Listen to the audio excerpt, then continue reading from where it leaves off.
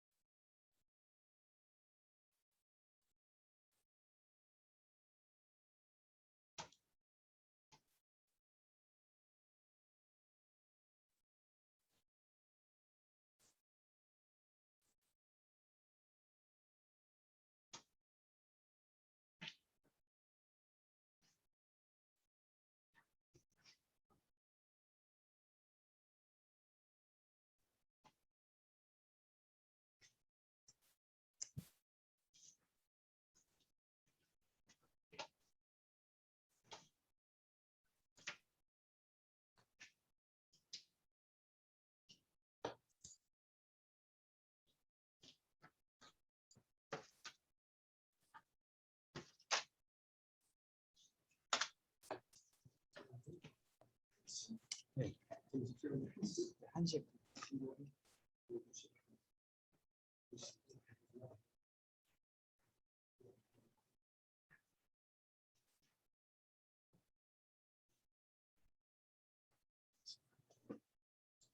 네, 이제 11시 30분이 되었습니다. 분과별 세션을 이제 시작하도록 하겠습니다. 제16회 한국조직신학자 전국대회 코로나19 이후 시대의 신학과 교회고요. 1분과의 주제는 이제 종교개혁인데 두 분이 발표하시고 또한 각각 논찬이 예정되어 있습니다. 저희가 한 20분 정도 발표하시고 10분 정도 논창하시고 또 15분 정도 토론을 하려고 하는데요. 시작하기에 앞서 또 저희 1분과에 오신 분들이 계시니까 간략하게 한번 소개를 해주시면 좋겠는데요. 최성열 교수님 먼저 간단하게 한번 소개 한 번만 해주시고. 네. 예, 간단하게 하겠습니다. 저는 호주 시드니 소재에 있는 알바크루시스 칼레지라는 종합 크리스천 대학교에서 조직신학을 강의하고 있습니다. 예, 만나서 반갑습니다. 네, 반갑습니다. 반갑습니다. 그리고 이호학 교수님 한번 소개해 주시고요. 음소거 아마 해주셔야 될 것 같아요.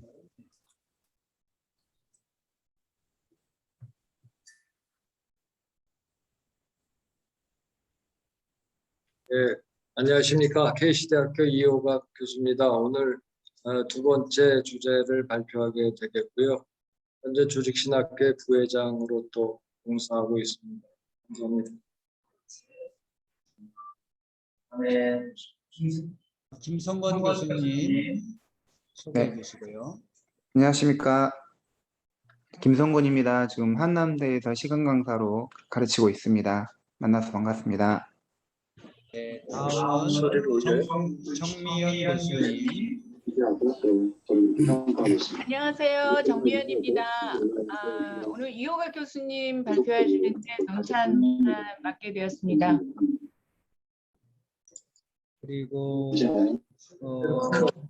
그렇게 되겠지만 뭐 소개하실 분은 해주시면 되는데 비디오를 켜셔서 제가 어떻게 익숙한 상태에서 이제 그것이 회복된다 하더라도 대면 예배를 가지 않고 모임 이분 좀 혹시 비디오를 끄셨지만 혹시 소개를 하실 분은 비디오를 켜고 해주시면 되겠고요. 안 그러시면 이제 여기 송영원 교수님, 박영범 교수님, 장문강 교수님, 김주영 교수님, 최동환 교수님, 아까 현종서 교수님, 그 다음에 제가 이름은 잘 모르겠지만 또 한 분 들어와 계신데요. 글쎄요, 뭐 비디오 끄셔가지고 제가 소개를 할 수가 없어서 그러면 바로 진행을 하도록 하겠습니다. 자, 오늘 첫 번째 발표자는 최성열 교수님이신데요. 지금 호주에서 줌으로 참여하고 계십니다. 거리상으로는 상당히 멀리 느껴지는데 북반구 남반구 차이 같은데요, 그죠? 근데 시차는 1시간이니까 또 가깝게 느껴집니다. 어쨌든 알파 크루시스 칼리지에서 이제 사역하고 계시고 오늘 발표할 제목은 칼빈의 우니오 cum 크리스토 관점으로 본 그리스도의 인격론입니다. 모두 크게 박수로 환영해 주시고 20분 발표하시겠습니다. 네, 감사합니다. 그러면 한국조직신학자 전국대의 자료집을 참고하시면 되겠습니다. 43페이지부터 본 발제 논문이 소개되고 있습니다. 그대로 읽도록 하겠습니다. 칼빈의 그리스도 연합 사상 관점으로 본 기독론, 부제로 성육신론 해석을 중심으로입니다. 들어가는 말을 읽겠습니다. 밀리오리의 다음의 진술에 따르면 예수 그리스도의 인격론과 사역론은 기독교 신학에 있어서 그 정점에 있는 것처럼 보인다. 기독교 신학에는 수많은 탐구 주제가 있지만 이 모든 주제의 결정적 기초와 기준은 예수 그리스도의 인격과 사역이다. 기독론이 기독교 교리의 전부는 아니지만 기독론의 관점으로부터 다른 모든 것들이 결정적으로 조명되는 것이다. 이와 같은 밀리오리의 강조는 탁월하다. 특히 기독론이 신학의 전부가 아니지만 그 안에 수많은 주제들을 해석하는 하나의 중심 원리나 연구 방법처럼 강조한 것은 그의 신학적 예리함을 볼 수 있는 장면이다. 에릭슨 역시도 우리가 그리스도의 인격과 사역에 관한 연구에 착수한다면 우리는 기독교 신학의 한 가운데 서 있는 셈이다. 다른 모든 것들은 그리스도의 관한 사고의 질문에 비하면 모두가 2차적이다라며 그리스도의 인격론과 사역론의 중요성을 극대화하여 강조한다. 그런 관점에서 보면 기독교 신학 안에서 기독론의 중요성은 아무리 강조해도 지나침이 없다. 그와 동시에 그리스도의 인격론과 사역론 중심으로 신학의 각 주제들을 다루고 해석하는 시도 역시도 우선적으로 필요해 보인다. 예수 그리스도가 기독교 신학의 그 중심과 정점에 있기 때문이다. 에릭 알렉산더에 따르면 종교개혁자 존 칼빈의 신학 안에서도 기독론은 그 정점에 있는 것처럼 보인다. 그의 진술에 따르면 학자들은 존 칼빈의 신학과 설교와 생각을 이끌었던 그 중심 사상을 한 단어로 표현할 때 그리스도 중심적이라는 말을 쓰곤 한다. 흥미로운 일이다. 하지만 내가 볼 때는 그 이상으로 중요한 관점이기도 하다. 이 말의 뜻은 칼빈이 모든 영역에서 그 누구도 그 무엇도 예수 그리스도의 가장 높은 자리를 넘보게 내버려 두지 않았다는 것이다. 알렉산더의 주장에 전적으로 동의하지는 않지만 그럼에도 칼빈의 신학 안에서 기독론의 중요성 강조는 인정할 수밖에 없다. 본 연구의 관심 분야는 기독론을 다름아니 칼빈의 그리스도와의 연합 관점으로 재해석하는 것에 있다. 본 연구의 관심은 칼빈의 기독론을 해석하는 게 아니라 일반 기독론을 다름아니 칼빈의 그리스도와 연합 관점으로 해석하는 것에 이제 집중한다는 그런 의미입니다. 그러나 지명관계상 기독론을 다룰 때 그 안에 부속 교리인 성육신론으로 그 연구의 범위를 제한하고자 한다. 칼빈의 신학 안에서 성육신론과 그리스도의 연합 사상 간에는 매우 긴밀한 신학적 연관성을 보인다. 그동안 그 두 신학적 주제의 상관성을 다루는 연구는 산발적으로 있어 왔으나 그럼에도 구체적이고 체계적인 연구는 지속적으로 요구되는 것처럼 보인다. 구체적으로 칼빈의 신학 안에서 성육신론과 그리고 우리 신자와 그리스도와 연합 사상 간에는 어떤 신학적인 연관성이 있는가, 그리고 그 두 주제를 긴밀한 연관성을 가지고 다루는 것이 기독론과 성육신론 해석 또는 이해에 있어서 어떤 신학적 의미를 제공하는가, 그런 핵심적인 연구 질문들을 가지고 본 논문은 성육신론을 칼빈의 그리스도와 연합 사상 관점으로 해석하고자 한다. 기본적으로 본 연구는 성육신론의 해석에 있어서 조직신학과 역사신학적인 접근을 시도할 것이다. 그럼에도 해당 교리가 가지는 성서 해석의 중요성을 이유로 관련된 성서 본문의 주석적 접근, 성서 본문을 근거로 본 논문의 그 논지를 시도할 것이다. 전개를 시도할 것이다. 물론 본 연구의 중심은 성육신론을 다름 아닌 칼빈의 그리스도 연합 사상 관점으로 다루는 것이다. 성육신론을 칼빈의 우리의 신자와 그리스도와 연합 사상 관점으로 해석하는 본 연구의 가치는 무엇일까? 그것은 성서적이고 교회학적인 기독론과 성육신론의 이해에 또 다른 하나의 중요한 신학적 의미를 추가할 것이다. 그리고 칼빈의 기독론에 접근하는 또 다른 하나의 어떤 신학 연구 방법을 제시할 것이다. 한편 그 부수적인 결과로서 우리 그리스도인의 정체성을 재확립하는 신학 작업에도 하나의 새로운 접근 방법을 제공할 것이다. 2장을 읽겠습니다.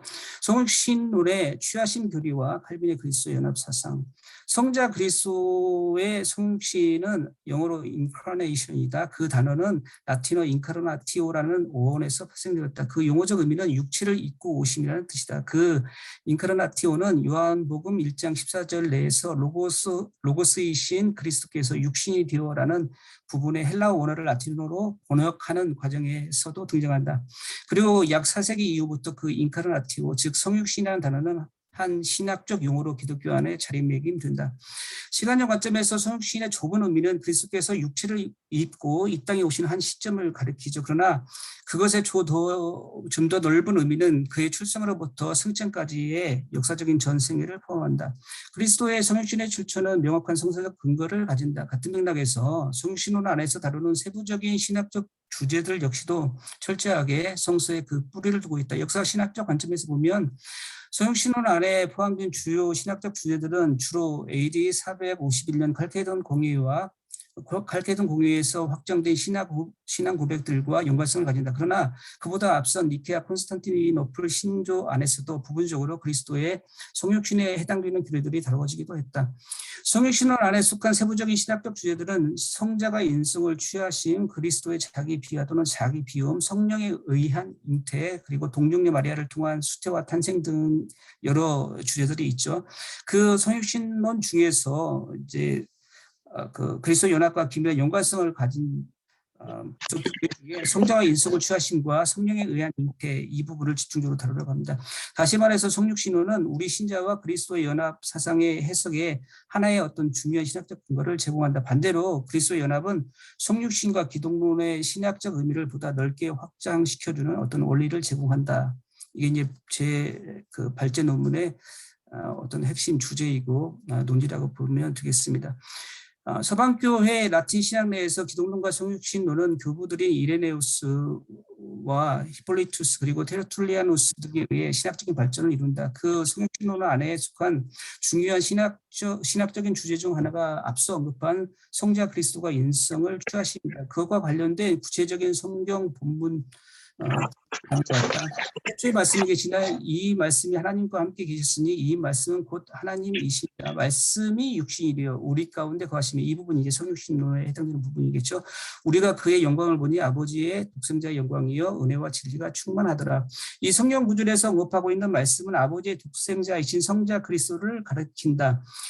교부 테르툴리아누스는 요한복음 1장 14절에 말씀이 육신되어라는 이 성육신에 관한 성서 구절을 신성의 인성을 취한 것으로 이해하기보다는 반면에 육신이 되신이라는 성육신을 다름아닌 성자 그리스도의 신성과 인성의 연합을 좀 더 강조하는 것 같습니다.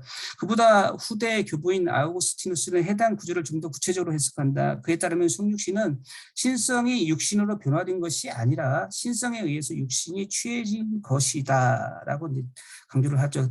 다시 말해 하나님의 아들이 영혼과 육체로 구성된 전 인간성을 성령에 의해서와 동정녀 마리아의 몸을 통해서 취하신 것이 성육신이다. 그 결과 성자 그리스도께서는 더럽혀지지도 않았으며 죄가 없으신 순전하신 몸이 되셨다. 그 두 교부들의 성육신의 취하신 교리에 관한 미묘한 차이는 무엇일까? 그 둘 사이의 결정적인 차이는 신성과 인성의 연합, 유니오와 유니온과 신성에 의해 취해진 것, 오심티오이다.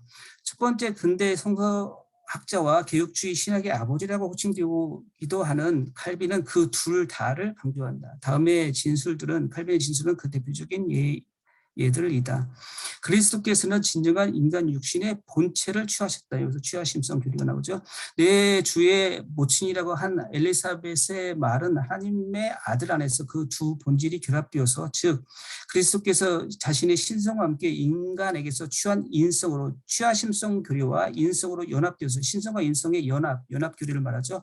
그 두 본질이 결국 하나의 인격을 이루었다는 것을 우리에게 보여주고 있다. 왜냐하면 만약 말씀이 한량없는 근본 속에서 인성과 연합하여 한 인격을 이뤘다면 우리는 그가 그 속에 제한되어 있다고 생각하지 않기 때문이다. 중간 생략하겠습니다. 이와 같이 칼빈은 성서와 고전적 정통에 따라서 기독론과 성육신을 다룰 때 성자 그리스도께서 자신의 신성과 함께 인간 본체를 취하신 것을 강조한다. 그와 동시에 예수 그리스도의 한 인격 안에서 신성과 인성의 연합, 유니오도 역시 중요하게 강조한다. 칼빈 신학에 강한 영향을 받은 바빙크 역시도 성육신의 취하신 교리의 비밀을 삼위일체 신학 중심으로 해석한다. 그에 따르면 성육신의 한 핵심은 하나님의 본성으로 계신 성자 그리스도께서 사람의 본성을 취하신 것에 있음을 강조한다. 그에 의하면 사람은 신성을 취하는 것이 불가능하다. 그러나 하나님이신 성자께서는 인성을 취하는 것이 가능하다. 따라서 그는 성육신의 그 취하심의 그 주체에 대해서 삼위일체 신학적 관점으로 다음과 같이 진술을 합니다. 하나님 안에는 한 본성과 세 인격이 있다. 그리스도 안에는 한 인격과 두 본성이 있다. 하나님의 존재 안에서 세 인격이 하나 되면 순수한 의미에서 본성적, 동일 본질적이다. 반면에 그리스도 안에서 두 본성이 하나 되면 인격적이다라고 이제 진술을 합니다. 이와 같이 바빙크는 칼빈의 신학의 영향을 받아서 성육신을 삼위일체 하나님이신 그리스도께서 인간의 본성을 취하심으로 이해한다. 그와 동시에 성자 그리스도의 한 인격 안에서 신성과 인성 그 두 본성이 연합된 것을 동시에 강조한다. 종합하면 칼빈의 성육신론의 취하심 교리에 관한 전반적인 견해는 비교적 명료하다. 그 실제적인 취하심의 주체는 삼위일체 하나님의 세 윗격 모두가 아니라 반면에 제2 윗격 되시는 성자 하나님, 즉 그 로고스이다. 그것이 성서적 이해이기도 하다. 다시 말해 성육신은 아버지 품속에 있는 독생하신 하나님이 인간의 전 본성인 영혼과 육체를 취하신 것이다. 그것이 성자 그리스도의 성육신에 관하여 성수와 그리고 고전적 신조 간의 상호 조화를 이루는 칼빈의 이해이다. 한편 칼빈의 성육신의 취하심의 교리를 삼위일체적 관점으로 접근할 필요가 있다. 왜냐하면 그 교리는 파티가 말한 칼빈의 신학의 삼위일체 하나님과 우리라는 신학적 이중 구조의 대표적인 한 형태이기 때문이다. 파커는요, 칼빈의 신학이 삼위일체 하나님과 우리라는 신학적 이중 구조로 되어 있다라고 이제 강조를 하죠. 그 이중 구조는 각각 하나님 따로 그리고 우리 따로 다루지 않는다. 반면에 삼위일체 하나님과 우리를 긴밀한 신학적 연관성을 가지고 다룬다. 성자 그리스도의 성육신 역시도 하나님과 우리를 매우 긴밀한 연관성을 가지고 다룬다.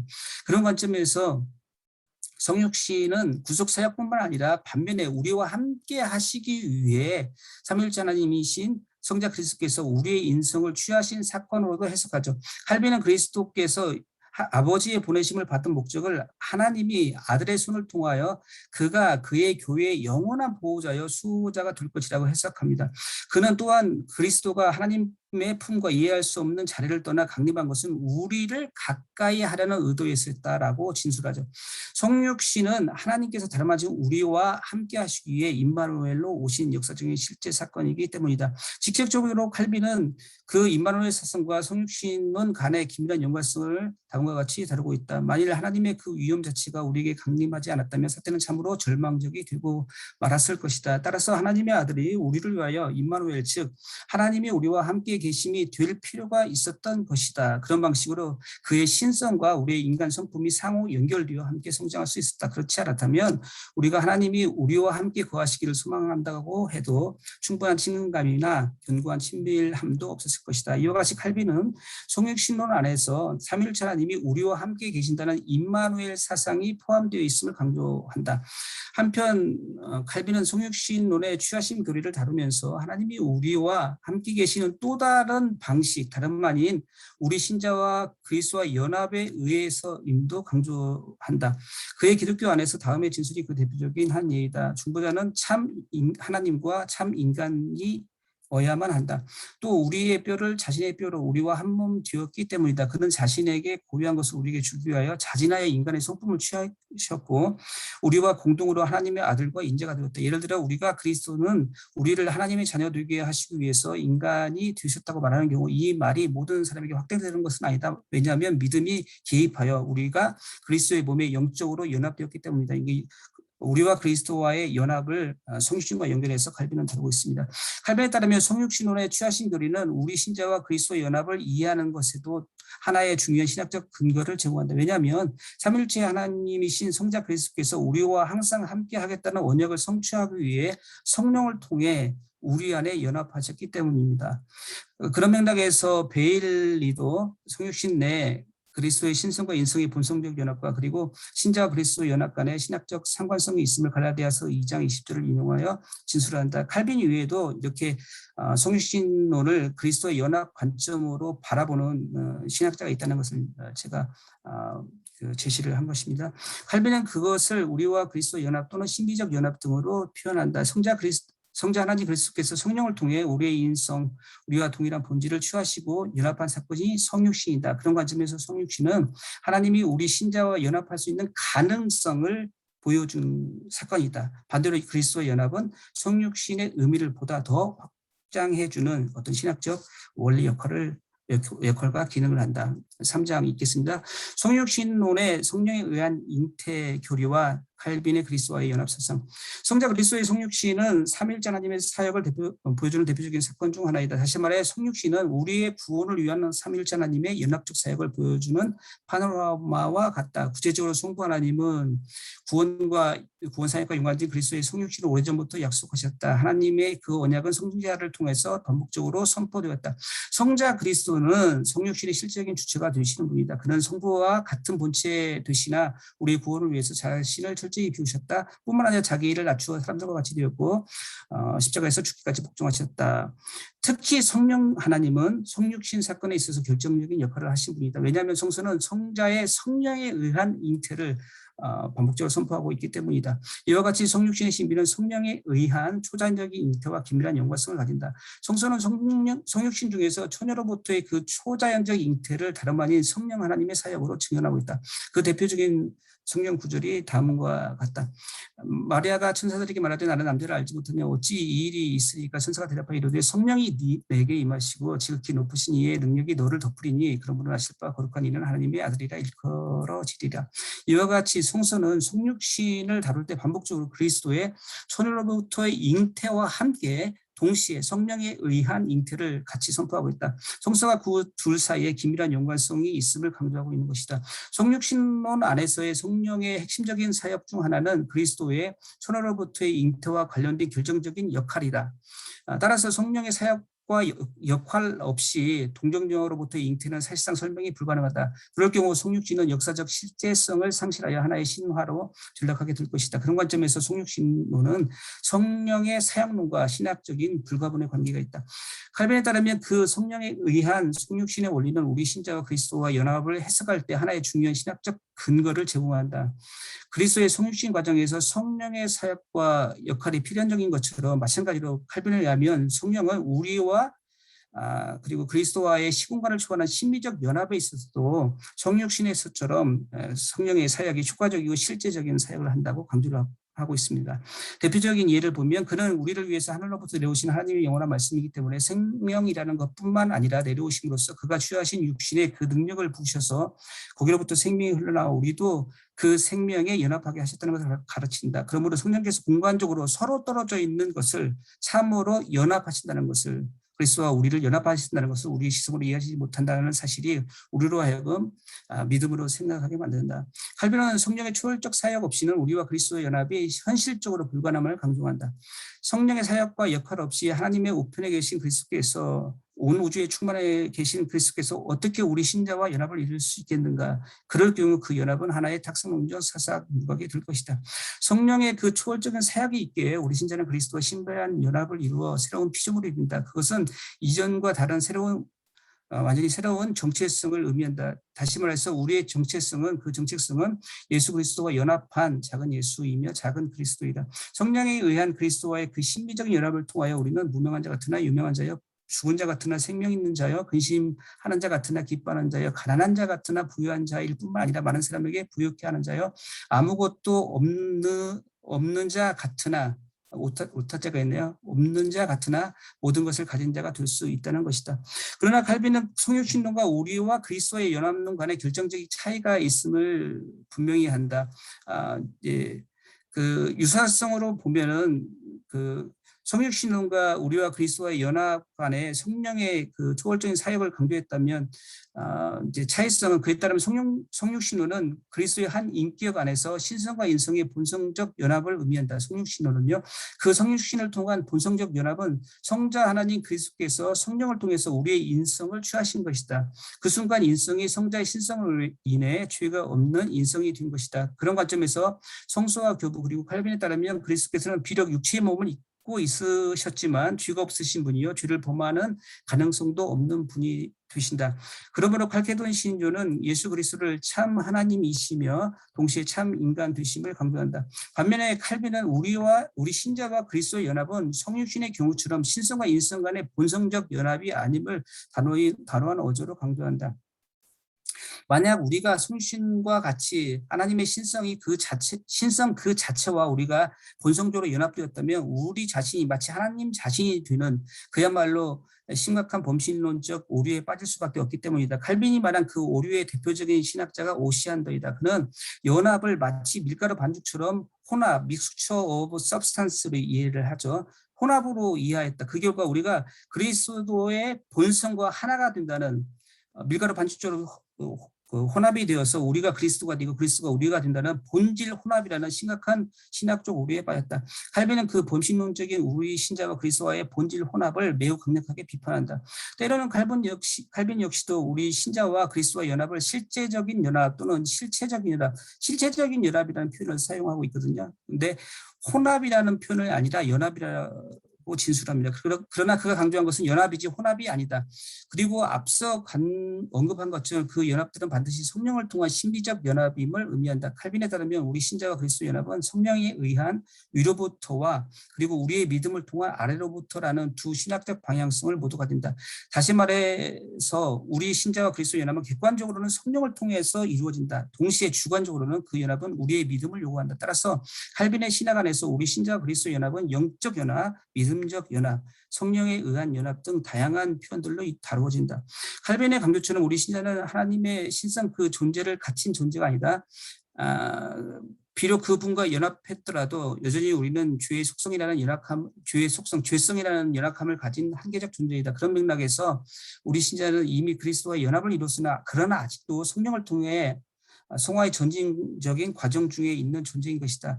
그리스도와의 연합 사상을 빈번하게 선포한 사도 바울의 고백도 무엇이었는가? 그리스도 예수 우리 주 안에서 나는 날마다 죽노라이었다. 이는 그가 예수 그리스도 안에서라는 더 깊은 차원의 성화와 그 연합의 충만함을 위한 자아 성찰을 강조한 것이다. 그런 관점에서 칼빈도 그 연합이 비록 이미와 아직 사이에서 긴장 상태에 있지만 그러나 그리스도의 언약 속에서 철저히 보호받고 있다고 강조한다. 종합하면 성육신론의 본성적 연합론과 그리고 우리 신자와 그리스도의 연합을 다룸에 있어서 성령의 그 연합 사역과 역할은 절대적인 위치에 있다. 그 성령의 연합 사역이라는 해석적 접근은 그 두 일적인 신학적 주제들을 상호 연결해주는 하나의 중요한 신학적 원리 같은 역할을 한다. 동시에 그 주제들 안에 있는 신학적 의미들을 재해석하고 보다 더 확장해 주기도 한다. 그것이 기독론과 성육신을 다룰 때 칼빈의 그리스도의 연합 사상 중심의 비평 연구가 필요한 하나의 중요한 이유이다. 네, 감사합니다. 시간이 이제 사실은 조금 2분 정도 오버를 했는데 그래도 이제 여기 본문은 끝나는 것 같아서 제가 거기까지는 이제 괜찮을 것 같고 이제 나가는 말은 요약이 있으시죠? 혹시 나가는 말에 예, 요약입니다. 간단하게 예. 덧붙일 말씀 있으신가요? 그 나가는 말은 앞에서 다루었던 것을 종합적으로 비평하고 종합적으로 요약하고 그리고 또 종합적인 비평을 한 것이기 때문에 예. 나가는 말에 있는 내용들은 앞에서 본론 안에서 다루었던 내용들이 다 포함되었다고 보면 되겠습니다. 굳이 안 해도 될 것 같습니다. 예, 감사합니다. 귀한 논문 발표해 주셔서 감사드리고요. 깔뱅에 있어서 성육신과 그다음에 그리스도와의 연합의 사상의 긴밀한 관계에 주목하면서 연합의 사상의 관점에서 성육신을 이제 해석하려고 하는 그런 시도를 해주셨습니다. 이 부분에 대해서는 이제 김성권 교수님이 논찬을 해주시겠습니다. 네, 제가 논찬할 때 화면 공유를 하도록 하겠습니다. 예, 네, 혹시 공유됐을까요? 예, 잘 돼 있습니다. 최성열 박사님의 칼빈의 그리스도와의 연합사상 관점으로 본 기독론, 성육신론 해석을 중심으로에 대한 논찬. 우리 박사님께서는 칼뱅의 성육신론을 그리스도와 연합의 관점으로 재접근을 시도한다. 그리스도의 성육신론은 기독론의 주제이지만 그리스도와의 연합사상을 가지고 다룸으로써 구원론적 접근을 한다.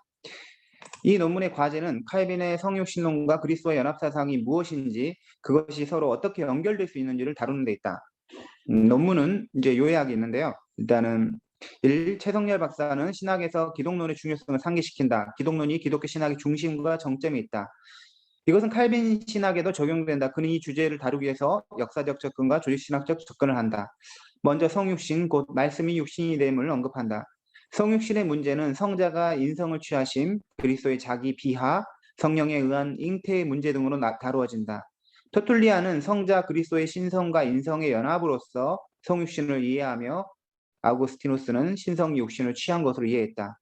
성육신의 주제는 한편에서는 신성과 인성의 연합, 다른 한편에서는 신성이 인성을 취하심 두 주제로 접근이 되는데 저자에 따르면 칼빈에게는 이 둘 모두가 수렴되고 강조된다. 이러한 사상은 바빙크에게 영향을 미친다. 더 나아가 최성열 박사는 칼빈의 성육신론의 취하심을 삼위일체적 관점으로 접근한다. 이를 위해 임마누엘에 대한 칼빈의 해석을 가지고 그리스도의 성육신은 삼위일체 하나님의 함께하심이다 라는 주장을 한다. 최성열 박사는 성육신론과 그리스도와 연합을 성령의 사역 안에서 결합한다. 주로 성경 내용을 가지고 주장한다. 즉 성령의 사역이 그리스도의 처녀로부터의 동정녀 잉태를 가능하게 했다라는 것이다. 동일한 성령이 신자와 그리스도와 연합을 효과적으로 또 실제적으로 가능하게 한다. 저자는 그리스도의 성육신과 신자와 그리스도의 연합에 결정적 차이가 있음을 주장한다. 위격적 연합, 저자는 본성적 연합이라 표현함. 위격적 연합은 영원한 로고스가 성령을 통해 인성을 취한 것으로서 그 결과로 그리스도의 인격에는 죄가 없고 죄를 범할 가능성이 없다. 저자에 따르면 신자와 그리스도와의 연합은 오시완더가 주장한 것처럼 본질적 연합은 아니다. 후자는 신성과 인성을 섞어버리는 혼합이다. 저자는 대신에 성령에 의한 위로부터의 연합, 믿음을 통한 아래로부터의 연합임을 주장한다. 이 연합 안에도 죄의 흔적, 저자는 죄의 속성이라고 표현함이 남아있기에 연합은 이미 이루어졌지만 아직 성령을 통한 성화의 점진적 과정 중에 있다. 3. 결론에서 저자는 그리스도의 성육신론은 기독론의 부수적 교리가 아니라 신자와 그리스도 연합, 삼위일체, 성령 사역론 등은 물론이요 그리스도인의 정체성과 연결됨을 주장하며 논문을 마친다. 제가 몇 가지 질문 혹은 제언을 하겠습니다. 1. 최성열 박사님의 논문은 그리스도의 성육신론과 그리스도의 연합사상을 직접적으로 연결하는 논문이다. 하지만 그리스도의 성육신론에서 칼뱅이 핵심적으로 중요하게 생각하는 속성의 교류, 또 엑스트라 칼비니스티쿰을 전혀 이 논문에서 언급하지 않는다. 과연 이 두 신학적 개념을 언급함 없이 칼빈의 성육신 사상을 바르게 접근할 수 있다고 할 수 있을까? 두 번째, 이 논문은 논문의 주제와 관련해서 성경이 무엇을 말하는지 논문 곳곳에서 언급한다. 또한 성육신론에 관한 논점은 터툴리안과 아우구스티누스에게서 가져온다. 그리고 이것을 칼빈의 성육신론과 그리스도의 연합사상을 확장하여 다룬다. 게다가 논의 중에 다른 조직신학자들의 글이 덧붙여진다. 이런 방식이 논문 안에 혼재되어 나타난다. 성경은 신학의 토대로서 너무나 중요하지만 논문에 정말 필요한 내용인가라는 생각이 논찬자로서 들기도 했습니다. 성경 구절을 인용할 때 헬라어 구절을 또 과도하게 넣는다는 생각이 들었습니다. 문제는 칼빈의 성육신론과 그리스도 연합사상이 무엇인지, 그것이 서로 어떻게 연결될 수 있는지에 대한 구체적 논의가 부족하다라고 저는 느껴졌습니다. 칼빈 자체의 글과 해석은 별로 보이지 않았습니다. 예를 들면 칼빈의 취하심이 그의 사상, 칼빈 사상에서 어떻게 나타나는지를 다룰 필요가 있습니다. 터툴리안과 아우구스티누스에게 차이가 존재했다면 이 두 개념을 다 사용하는 칼빈에게서 취하심과 위격적 연합이 어떤 차이가 있고 서로 어떤 관계인지를 분명하게 밝힐 필요가 있다. 성경은 너무나 중요하고 본질적이지만 우리 이 논문은 칼빈에 대한 논문이기 때문에 칼빈 텍스트와 우리 칼빈 연구자들, 칼빈 전문가들을 가지고 논문을 전개하는 게 낫지 않나 생각이 들었습니다. 3번, 논문에는 논거를 대고 논증하는 것이 없이 바로 주장을 하는 내용이 보였습니다. 그 성육신론 이 구절이죠. 그리고 그 다음 넘어가면 성령에 의한 잉태와 그리스도 연합이 중요한 신학적 연관성을 어떻게 가졌는지에 대한 설명은 없고 주장이 바로 나왔습니다. 단지 중요한 신학적 연관성을 가진다고 주장할 뿐이다. 이에 대한 칼빈의 언급이나 칼빈에 대한 해석이 보이지 않습니다. 성육신을 삼위일체적으로 해석할 때도 임마누엘에 대한 칼빈 텍스트를 언급하는데 이 구절 자체가 성육신을 삼위일체적으로 해석한 것으로 볼 수 있는가라는 의문이 들었습니다. 실제로 저자가 뒤에서 주장하는 내용도 또 다른 성경 인용이거나 칼빈과 직접적으로 무관한 이제 그냥 조직신학 책 같은데 베일리의 주장을 가져다 쓰고 있습니다. 넓게 보면 삼위일체의 관점에서 임마누엘 볼 수도 있겠지만 오히려 하나님으로서 영원한 로고스가 사람이 됨을 강조한 구절이 아닌가라는 생각이 들었습니다. 3장 앞에 반대로 그리스도와의 연합은 성육신의 의미를 보다 더 확장해주는 신학적 역할과 기능을 한다. 저도 이 주장은 틀린 말이 아니고 맞는 말이라고 동의하지만 어떤 근거에 의해서 칼빈에게 이런 결론이 도출될 수 있는가라는 생각을 하게 됐습니다. 네 번째, 저자는 칼빈의 성육신론과 그리스도와 연합 간의 결정적 차이가 있다고 주장했다. 그렇다면 이 둘을 차이를 주장하기 전에 어떤 점에서 둘 사이 유사점이 있는지를 먼저 분명하게 언급할 필요가 있다. 더구나 저자가 결정적 차이를 주장하기 위해서 오시안더의 본질적 연합을 끌어왔는데 이것이 논의의 맥락에서 맞는 것인가 질문을 하게 됐습니다. 오시안더는 그리스도의 현존의 방식을 신성의 본질 자체라고 착각한 것이고 이 점에서 혼합과 섞임으로 규결되는 이상한 주장을 한 것인데 성육신론과 그리스도의 연합 사이의 결정적 차이는 오시안더와 같은 구원론에 대한 접근 자체의 오류가 아닌 또 다른 방식에서 접근이 찾아야 되지 않을까. 그 점에서 저는 엑스트라 칼빈스티콤 이런 걸 또 이야기하면 좋겠다는 생각이 들었습니다. 칼빈이 언급하는 실제적 연합과 혹은 실체적 연합이 구체적으로 무엇인지 언급함 없이 저자는 실제적 연합, 실체적 연합을 칼빈이 언급했다는 말만 하고 이것이 혼합이 아닌 연합이라고 주장합니다. 칼빈이 그리스도와 신자의 그 실체적 연합을 주장했다면 그 의미가 무엇인지를 또 말씀해 주시면 감사하겠습니다. 마지막으로 연구자의 결론이 아카데믹하기보다는 신앙 고백적임을 지적하고 싶습니다. 하나님 말씀에 기초한 신앙 고백은 그 자체로 의미가 있는데 하지만 이 논문에 대한 결론에서 또다시 성경을 인용하면서 믿음의 고백 형태로 마무리하기보다는 논문의 핵심 내용을 언급하고 그 의의를 기술하는 방식으로 논문을 마무리하는 것이 나을 것으로 보였습니다. 약간의 이제 오타나 표기 이런 것들, 표기의 문제 있습니다. 그리고 6번 우리 교수님께서 칼빈의 성육신론과 그리스도 연합을 연결하는 주제가 저에게 참신했습니다. 귀한 글을 쓰시느라 수고 많으셨습니다. 감사합니다. 네, 감사합니다. 우리 김성건 교수님이 스트라스부르에서 칼뱅 신학을 전공을 하셨고 그동안 많이 논문을 많이 쓰셔서 그런지 하여튼 최 교수님의 글을 잘 요약해 주시고 그 다음에 큰 틀에서 네 가지 질문을 해주셨습니다. 그런 논찬자의 질문들에 대해서 우리 최 교수님께서는 어떻게 리스폰스 해주실지 먼저 말씀을 듣는 시간을 갖도록 하겠습니다. 예, 먼저 귀한 논평 감사드리고요.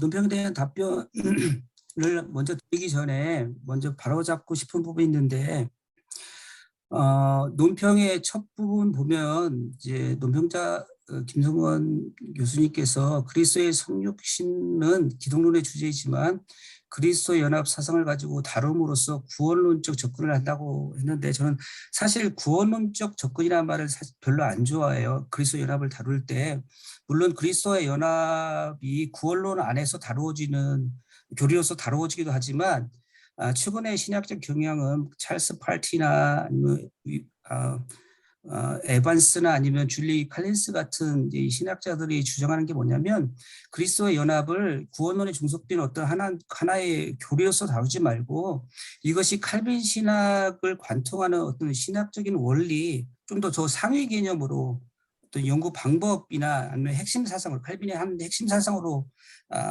보자는 이제 주장들을 많이 하거든요. 근데 이제 저는 그런 관점에서 칼빈의 그리스도 연합 사상을 가지고 칼빈의 기독론을 해석하는 게 아니라 일반 기독론을 칼빈의 특별히 이제 성육신론을 지명관계상 범위를 좁혀서 그리스도 연합 사상 관점으로 그리스도 연합 교리가 아니라 좀 더 상위 개념인 그리스도 연합 사상 칼빈의 한 핵심 사상처럼 그것을 가지고 이 성육신론을 다루고자 는 주장이고요. 그 다음에 이제 결론 부분에 보면 논평자가 말씀하신 결론 부분에 보면 그리스도의 성육신론은 기독론의 부수적 교리가 아니라 성육신론이 기독론 안에 속해 있는 그 부수적인 어떤 신학적 주제이죠. 그런데 저는 성육신론을 그냥 기독론 안에서만 다루지 말고 그리스도 연합 사상 관점에서 이 삼위일체론과도 연관되고 구원론과도 연관되고 성령론과도 연관되었기 때문에 좀 더 확대해서 다뤄보자라는 것이 이제 제 논문의 논지라고 보면 되겠습니다. 첫 번째 이제 논평자께서 말씀하신 그 질문에 대한 답변을 드리면 첫 번째 질문에서 왜 속성의 교리와 엑스트라 칼비니즘을 다루지 않느냐. 이제 아까 말씀드린 것처럼 저는 그리스도와 연합으로 성육신론을 해석하기를 원했기 때문에 이해하기를 원했기 때문에 그래서 그리스도 연합과 긴밀한 연관성을 가진 그 주제라고 생각한 수치화 심성 교리와 그리고 성령에 의한 잉태 이 부분을 집중적으로 이렇게 다룬 것입니다. 다른 의도는 없었고요. 그 다음에 두 번째 논평에서 말씀해 주신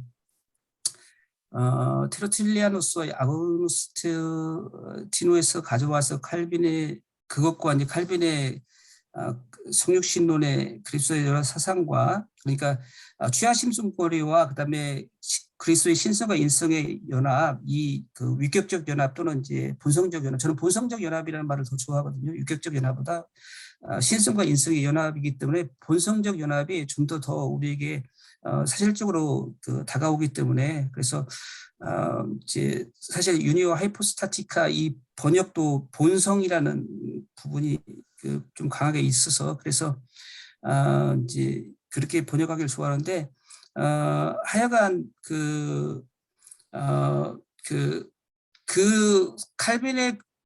칼빈이 이 취하심성 교리도 그러니까 그리스도의 연합 사상 관점으로 취하심성 교리도 다루고 성신론 안에서 그리스도의 신성과 인성의 연합 부분도 둘 다를 다룬다라는 것을 이제 강조하기 위해서 그렇게 이제 논지를 전개했습니다.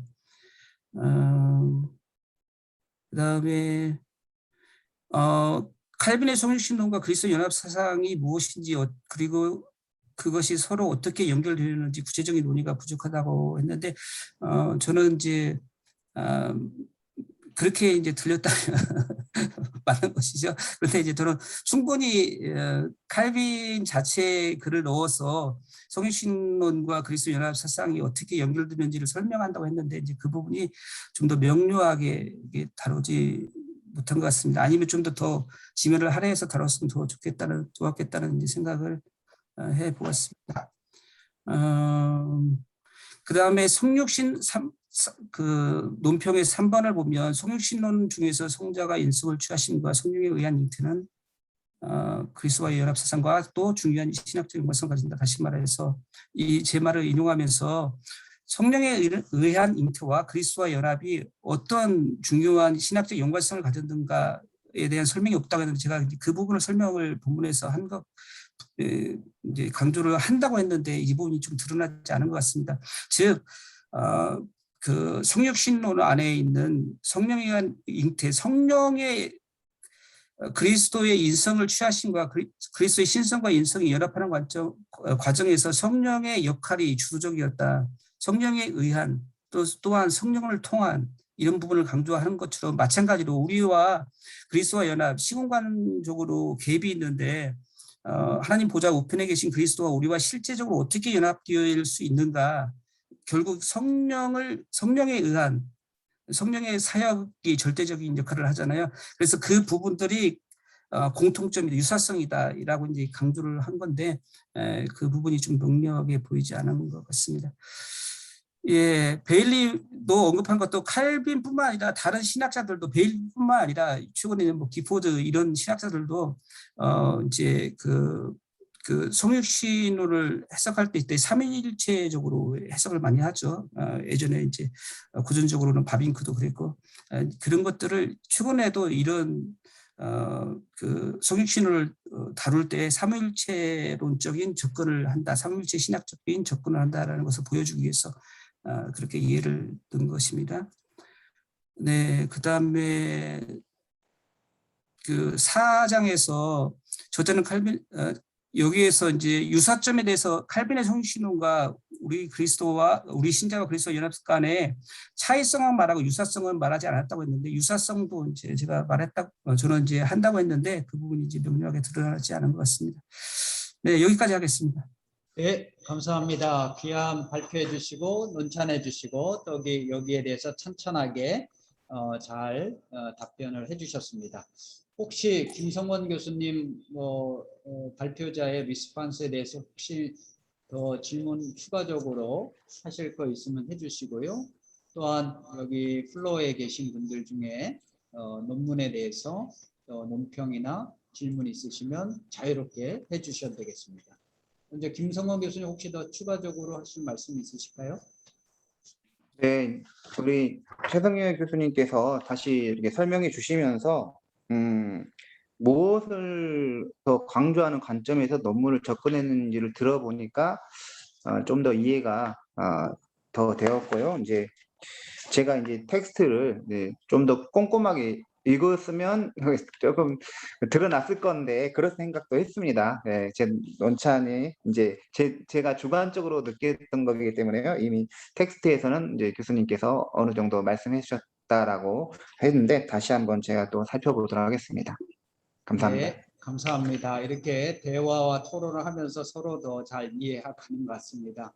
혹시 플로어에 계신 분 중에 질문하실 분들이나 논평하실 분 있으면 자유롭게 하실 수 있도록 시간을 드리겠습니다. 네, 잠깐 그 질문을 하나 드려도 괜찮을지요? 예, 우리 장신대에서 가르치고 계시는 송영원 교수님, 또 깔뱅 전공이신데요. 질문하시겠습니다.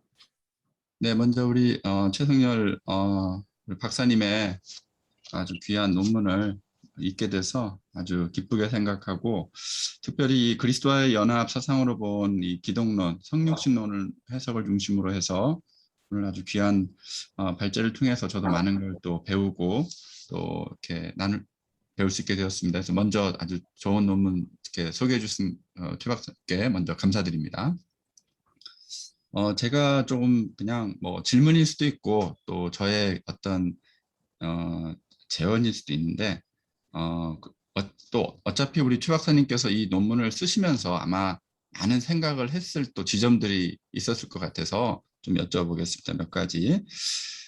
이 자료집 이제 45페이지에 보면은 성육신의 좁은 의미와 좀 더 넓은 의미라는 표현이 있고 성육신의 좀 더 넓은 의미는 이제 예수님의 전 생애를 이제 가리킨다는 표현을 이제 하셨습니다.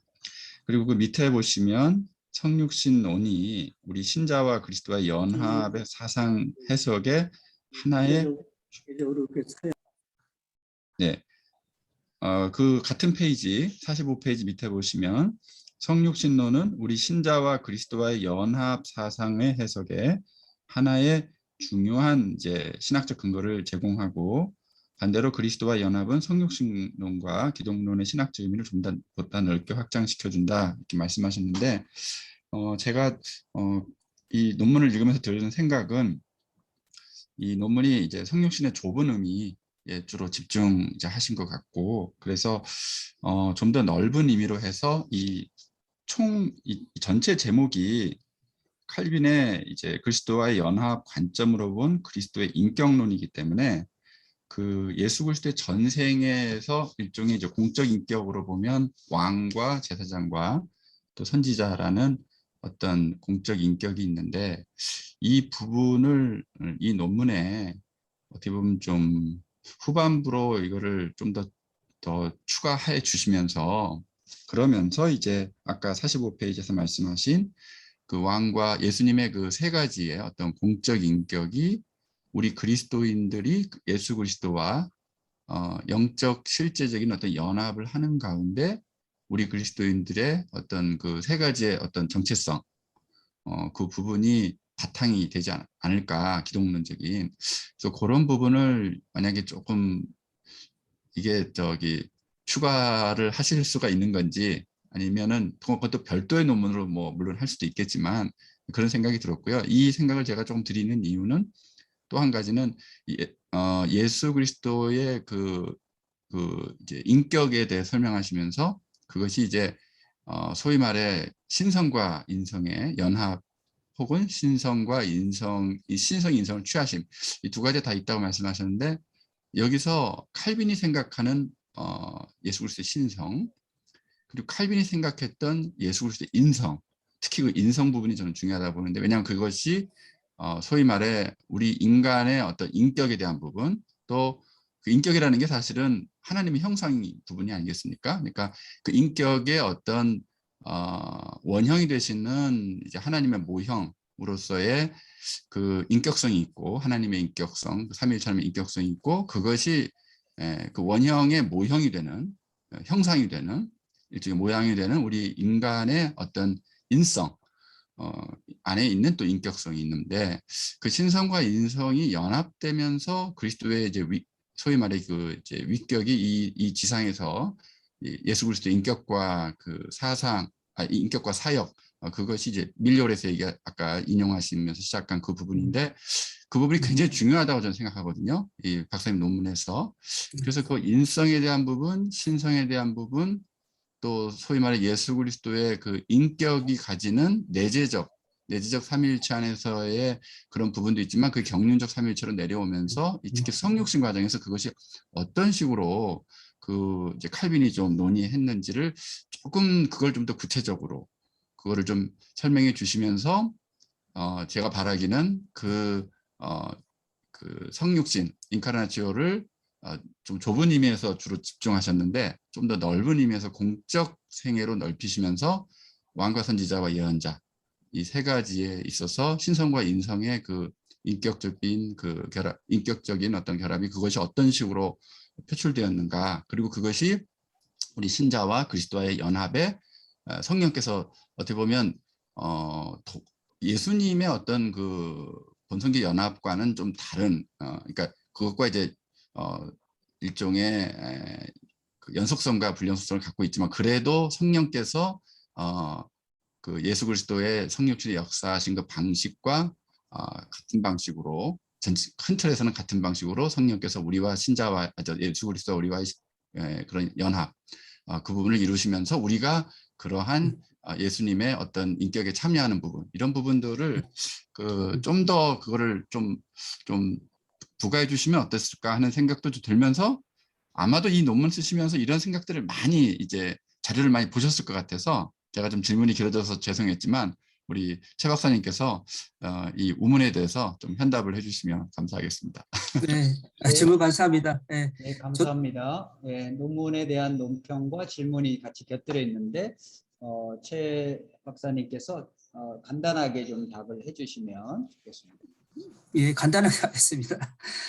좋은 질문 먼저 감사드리고요. 그 부분은 제 논문 안에도 있고 또 항상 관심 있는 부분이고 그리고 또 제가 좋아하는 그 정 교수님께서 말씀하신 부분 제가 좋아하는 또 부분이기도 해요.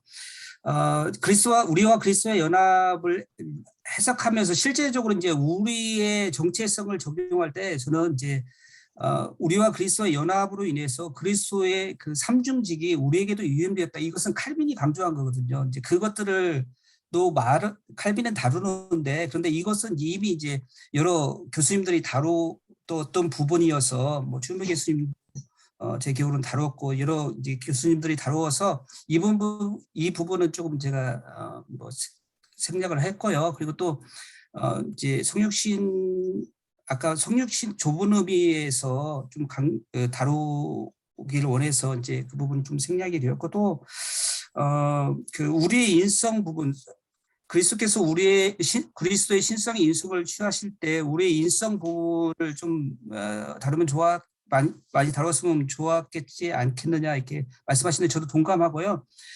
그럼에도 불구하고 저는 이제 제 논문의 관심은 논지는 칼빈의 그리스도 연합 사상으로 성육신론을 좀 해석하는 것도 이해하는 것이었기 때문에 그 부분을 깊이 있게 다루지 않았는데 실제로 칼빈은 맞습니다.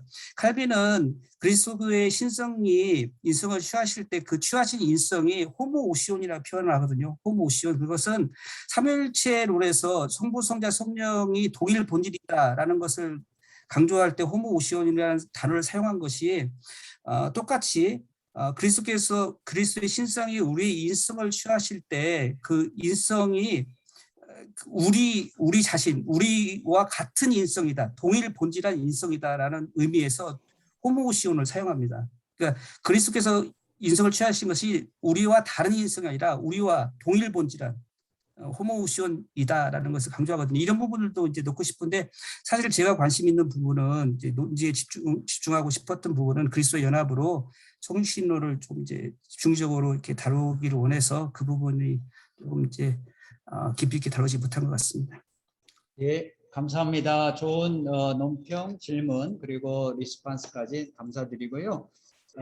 이제 저희가 조금은 늦게 이제 발표를 시간을 드렸지만 약간 이제 시간이 좀 오버가 됐고 그다음에 앞에가 이제 더 많은 얘기를 하고 싶지만 또 이제 두 번째 발표자가 또 좋은 논문을 기다리고 계셔서 그거까지 하고 혹시 더 추가적인 부분들이 있으면 이후에 마지막 끝나기 전에 좀 더 추가적으로 다룰 수 있도록 해보도록 하겠습니다. 어쨌든 최 교수님께서 귀한 논문 발표해 주시고 또 논찬자와 질문자들께서 좋은 얘기 해주셔서 감사드립니다. 바로 두 번째 논문 발표자로 넘어가겠는데요. 두 번째 발표는 지금 본회 부회장이신 이호갑 교수님, 칼뱅의 정치 사상과 민주주의, 관원과 국민의 복종 및 저항권을 중심으로 발표를 20분 해주시겠습니다. 네, 감사합니다. 제가 발표하는 건 이제 칼뱅의 정치 사상과 민주주의고 그 중에서도 이제 관원 그리고 국민의 복종, 그다음에 저항권 문제 이런 세 가지 작은 주제라고 말할 수도 있지만 사실은 그 안에 들어가면 그것도 상당히 큰 분량을 차지하고 있습니다. 그래도 칼뱅과 이제 그 정치 사상 사실 칼뱅은 정치가는 아니죠. 정치 사상가도 아니고 그러나 칼뱅의 그 설교라든지 그다음에 저술들 속에는 오늘날 우리가 정치 사상 혹은 정치 철학이라고 말할 수 있는 그런 내용들이 상당 부분 많이 들어가 있습니다. 그래서 사실 칼뱅의 정치 사상을 다루려면은 아마 큰 책이 필요할 정도로 그런 범위와 그런 내용을 가지고 있습니다. 그래서 사실 작은 한 편의 논문 속에서 역시 범위를 제한할 수밖에 없어서 이렇게 좀 제안을 해봤습니다. 그 칼뱅의 정치 사상과 민주주의에 관해서는 크게 봐서 한 세 가지 그 해석 전통이랄까요? 연구 경험 같은 것도 있습니다. 첫 번째는 칼뱅의 정치 사상이 근대 민주주의 발전에 크게 기여했다고 보는 아주 적극적인 해석이라고 할 수 있겠는데요. 대표적인 학자는 에밀 두메르를 꼽습니다. 아주 오래된 학자지만은 그 칼뱅 연구에 초석을 많이 놓았기 때문에 오늘날도 많이 인용되고 또 어떤 점에서는 비판되고 그러면서도 또 거기로부터 출발하는 그런 학자라고 말씀드릴 수가 있습니다. 그 두메르그는 칼뱅이 오늘날 민주주의의 토대가 되는 구성적 요소들, 이제 자유평등 파괴라는 것이죠. 이 구성적 요소들을 만들어냄으로써 민주주의 형성에 크게 기여했다고 주장을 했습니다. 사실은 그 민주주의의 근본이 아니겠습니까? 자유라든지 평등이라든지 또 파괴 혹은 형제 그런 건데 그 중세 이후에 그런 주제를 가지고 공론화하고 자세하게 설명하고 그다음에 국민들 혹은 대중들의 뇌리 속에 그런 요소들을 심어줬던 사람이 칼뱅이라는 것이고 그것이 이제 정치적인 어떤 그 프로그램들을 통해서 역사 발전 과정을 통해서 이제 구체화되는 거라고 본 거죠. 그런 점에서 사실은 좀 더 과장해서 말하면 이 두메르그의 해석을 좀 과장해서 보면은 칼뱅이 근대 민주주의의 아버지라고까지도 알 수 있는 혹은 해석할 수 있는 이제 그럴 정도로 아주 적극적이고 긍정적인 민주주의에 기여한 그런 학자로 보는 겁니다. 그다음에 이제 피르세티라는 프랑스 학자도 역시 상당히 적극적으로 보는데요. 칼뱅의 관원이나 법이나 여러 가지 그 국민, 양심의 자유 이런 주제들을 다 연구하면서 이 사람이 주장하는 것은 이 칼뱅의 이론들이 근대 민주주의 발전에 큰 중요한 역할을 했고 네덜란드 공화국, 잉글랜드, 미합중국, 그리고 프랑스에서 혁명권과 인권에 대한 확신으로 확정되었다고 보았습니다. 그다음에 데이비드 홀이라는 미국의 학자도 최근에 비교적 이제 근래에 튀르세트도 21세기에 들어와서 이제 활동하는 학자입니다만 데이비드 홀도 상당히 그 칼뱅을 민주주의자로 민주주의 아버지처럼 해석을 합니다. 제네바는 칼뱅의 그런 공화주의적인 아이디어를 현실화하고 실제화한 그런 정치의 장이었다는 것이고 또 칼뱅이 주장했던 그런 많은 내용들은 결국은 임기의 제한, 권력의 균형, 시민들의 법안 거부권, 행정관의 중재, 또 행정 책임제 이런 것들이 다 근대 정치의 민주주의 정치의 하나의 그 요소들이 된 거고요. 오늘날 당연하게 받아들이는 언론 집회, 이의제기의 자유 같은 것들이 칼뱅의 아이디어였다는 것이고요. 네덜란드나 영국이나 스코틀랜드에서 그의 제자들에 의해서 정연되고 확장되었다. 그런 점에서 칼뱅은 민주주의에 큰 기여를 했다. 반대로 그 민주주의와 관계없다고 보는 학자들도 있습니다. 조르주 라가흐라든지 마크 에드와흐 슈르비에흐 같은 학자들인데 상당히 오래된 학자들입니다만은 이분들의 논적은 이제 그 두메르그였고 두메르그 시대에 많이 활동을 했던 학자들입니다. 그 칼뱅은 전체적으로 볼 때 민주주의와는 관련이 없거나 반대되는 성향을 보여왔다. 또 귀족정을 선호했다. 이제 그런 것이 기본적인 이유입니다. 라가흐드는 그 칼뱅이 루터의 두통치론의 영향을 받아서 기본적으로 그 정치와 종교를 분리한 학자였고 또 국가나 통치자를 하나님이 세우신 어떤 그런 존엄한 존재로 보았고 국민들에게는 기존 질서에 대해서 순종하고 복종할 것을 강조했다는 점에서 또 국민의 저항권도 상당히 소극적으로만 인정했다. 그런 점에서 민주주의와는 관련이 없거나 혹은 반대되는 학자였다. 그런 주장을 하는 것입니다. 슈누비에흐도 칼뱅은 기본적으로 신의 주권을 강조했던 신중심적인 사상가였기 때문에 국민 주권의 토대를 둔 민주주의와는 반대되는 자다. 상당히 많은 그 칼뱅의 그 정치 사상들을 다루면서 또 비판을 합니다만 기본적으로 이제 그런 관점에서 칼뱅은 민주주의와 관련이 없다고 보고 싶습니다.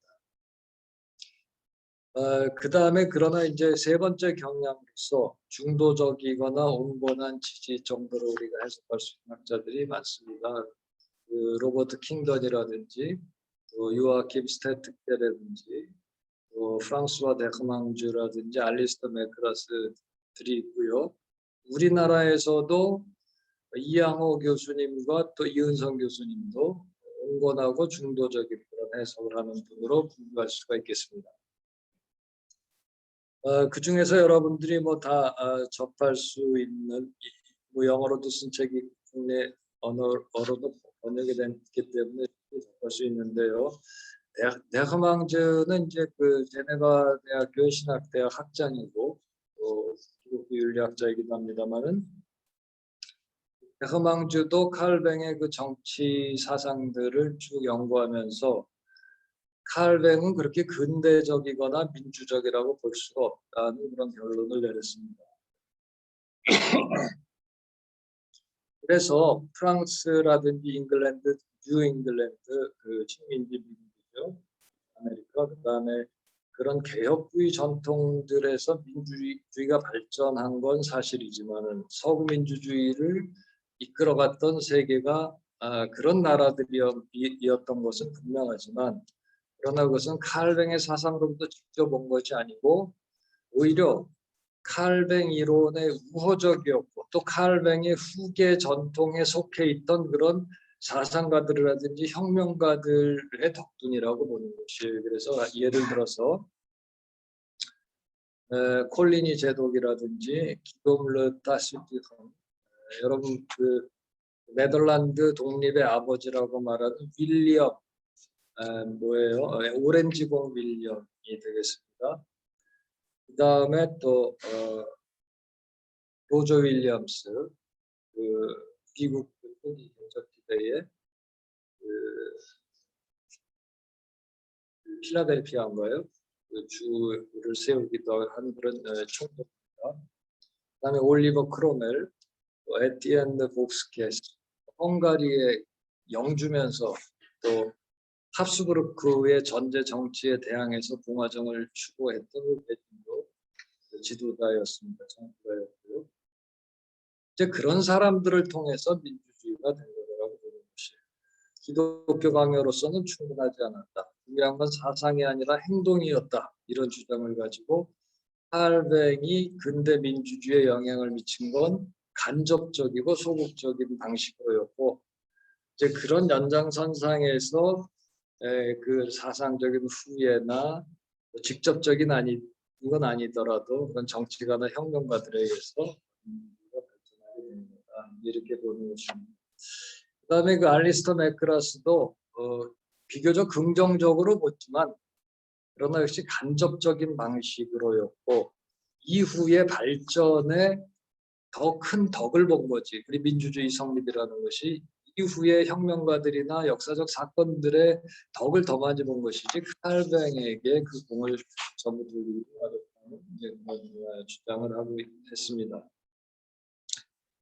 우리가 이제 그런 연구들을 보면은 사실은 칼뱅의 정치 사상이 민주주의적이냐 아니냐를 판정하기는 쉽지 않다는 것을 우리가 짐작할 수가 있습니다. 그 이유는 어디서 오냐면 칼뱅의 사상이 상당히 방대하다는 데서 옵니다. 그 상황과 그 다음에 역사적 현실에 따라서 다 이런저런 얘기들을 많이 했고요.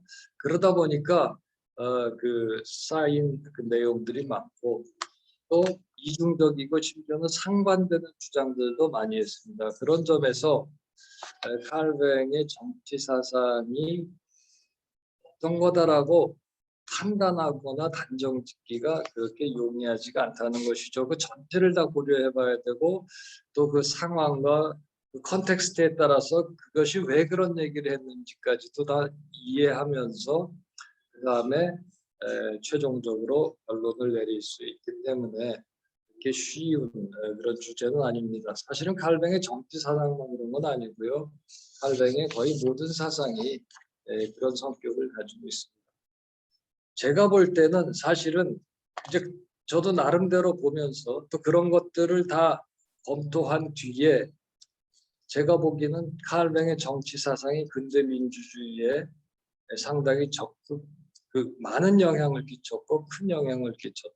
그런 점에서 상당히 적극적으로 긍정적으로 봐야 된다는 주장을 합니다. 그런 생각입니다. 물론 한계는 있어요. 칼뱅이 중세에서 근세로 이행하는 시기에 그 과도기의 인물이었기 때문에 정근대적인 그 특징들도 간직하고 있습니다.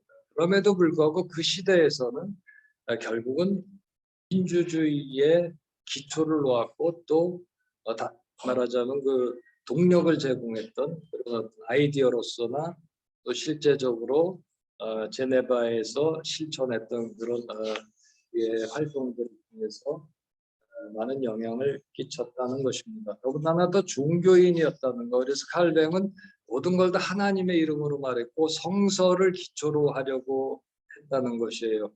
그리고 또 로마서 13장을 주석하고 또 설교해야 했던 인물이기도 했습니다. 그런 점에서 그의 사상이 제한을 받고 있다는 것이 우리가 그런 점을 고려해야지 그렇지 않고 이제 그 칼뱅을 해석할 때는 상당히 보수적이고 어떤 점에서는 중세적인 인물로 우리가 판단할 수도 있고 판단하게도 된다는 것입니다. 또 하나는 칼뱅은 그 종교개혁자로서 종교개혁의 안위를 염려했었다는 것이에요.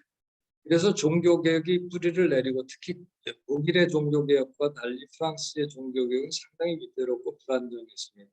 칼뱅 당시만 해도 종교개혁이 시작된 지 이미 20년이 넘었지만은 그러나 프랑스나 스위스에서는 금방 시작된 그런 단계였고 제네바에서는 금방 시작된 단계였고 성공할지 실패할지 그것이 아직 충분히 결정되지를 않고 그랬던 점에서 종교개혁을 성공시키고 뿌리를 내리고 그 다음에 이제 성공시키게 하는 게 큰 과제였다는 점입니다. 그래서 나중에 그 아까 얘기했던 그 데흐망즈라는 학자가 그 현실 정치라는 말을 써요. 칼뱅은 현실 정치를 할 수밖에 없었다는 거죠. 어떤 이론이나 원리나 칼뱅이 이상이 중요했지만 그러나 현실에 들어가서는 다른 얘기도 할 수밖에 없었다는 것이죠. 종교개혁이 성공하기 위해서 그런 점을 고려하지 않고 그냥 칼뱅이 한 얘기들만 가지고 보면은 칼뱅을 제대로 이해하지를 못한다. 칼뱅을 정확하게 판단해서 해석하지를 못한다는 것입니다. 그래서 우리가 칼뱅에 대한 그런 여러 가지 엇갈린 해석이 나오는 것은 바로 그런 점들에 대한 고려가 충분하지 않았기 때문이라고 말씀드릴 수가 있겠습니다. 그런 한계들을 볼 때 칼뱅은 오늘날 우리가 보는 현대 민주주의라고 말을 할 수는 없지만 그러나 그런 아나크로니즘이라는 것을 벗어버리고 그 16세기적인 시각에서 볼 때는 칼뱅처럼 그렇게 민주주의적인 사상가로서 꼽을 수 있는 사람이 있느냐 하는 것이에요. 그런 점에서 칼뱅이야말로 상당히 근대 민주주의를 가져온 그런 인물이라고 우리가 판단해야 한다는 것입니다. 그게 제 해석이고 제 주장이고 다른 분들도 그런 주장을 했습니다만 저는 또 저 나름대로의 이유와 근거와 그런 내용을 가지고 제시하려고 노력을 했습니다. 관헌 벌써 한 10분이 지난 것 같은데요. 이 관헌에 대해서 우리가 기본적으로 칼뱅은 관헌은 하나님이 세운 존재다. 그렇기 때문에 근본적으로 권위를 가진다. 기본적으로. 그리고 우리 국민들은 그 관원들을 우리가 존중하고 복종해야 한다 하는 그런 기본적인 태도를 가지고 있었습니다. 그리고 그러나 그 국민들이 관원들에게 복종해야 한다는 것만 얘기한 게 아니고 칼뱅은 상호 복종을 굉장히 강조했죠. 관원도 국민들에게 복종해야 한다는 것입니다.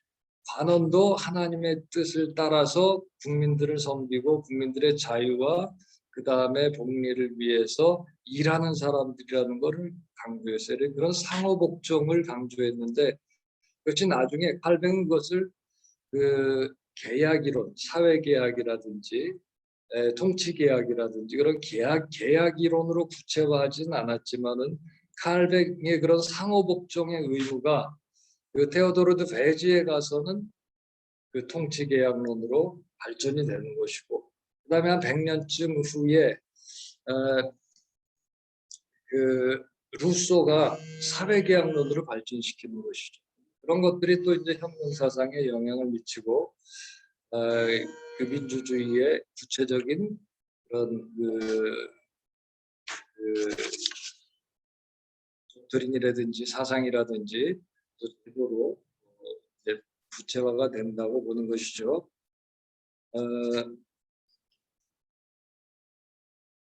그 다음에 제가 이제 시간을 생각하니까 뭐이좀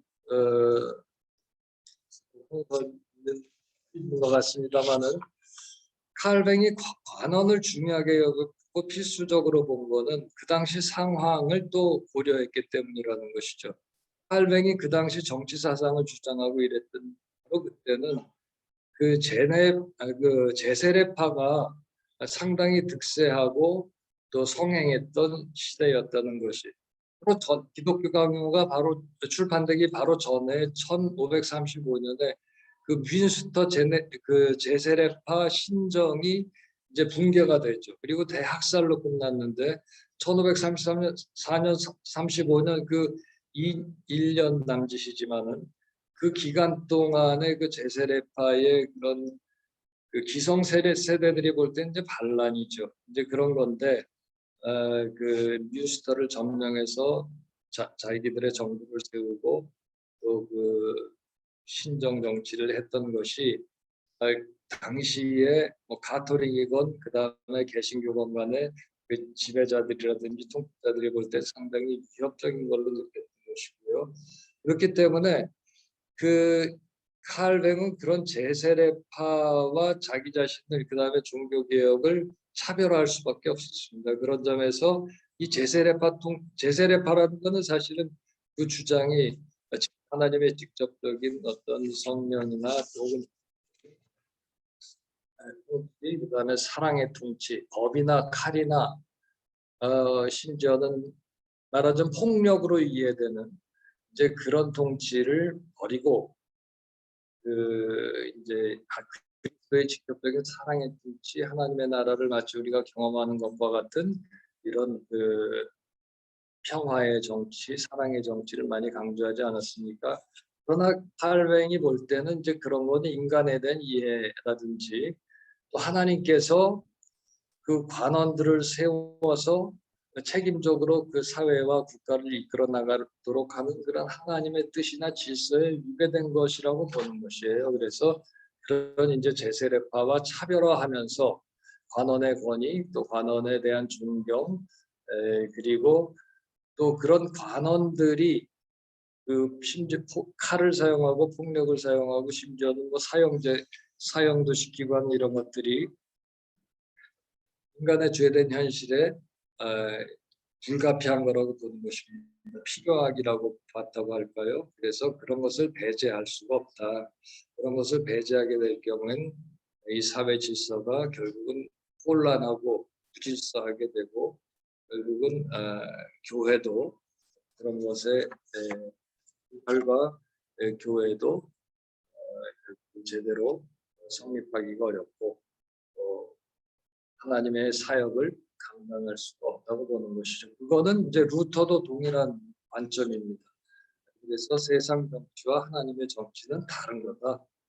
하나님의 정치는 말씀과 사랑과 또 영혼의 어떤 그 구원이나 이제 이런 것에 초점을 가지고 세상 정치가 하지 못하는 걸 하는 것이고, 또 세상의 정치는 권력자들은 하나님의 말씀과 교회와 영적인 어떤 이런 정치가 하지 못하는 것들을 무력이라든지 칼이라든지 법이라든지 이런 것들을 엄격하게 함으로써 이제 그 서로 상호 협력적이고 보완적인 그런 그 하나님의 통치, 크게 하나님의 통치 안에서 이루어지는 두 역할 분담이 되면서 서로 상호 보완하는 조화를 이루면서 함께 가는 그런 걸 주장하는 거 아닙니까? 칼뱅도 그런 점에서 관원을 굉장히 존중하고 또 순종해야 된다고 그런 것이죠. 그렇지만 이제 여러 가지 점에서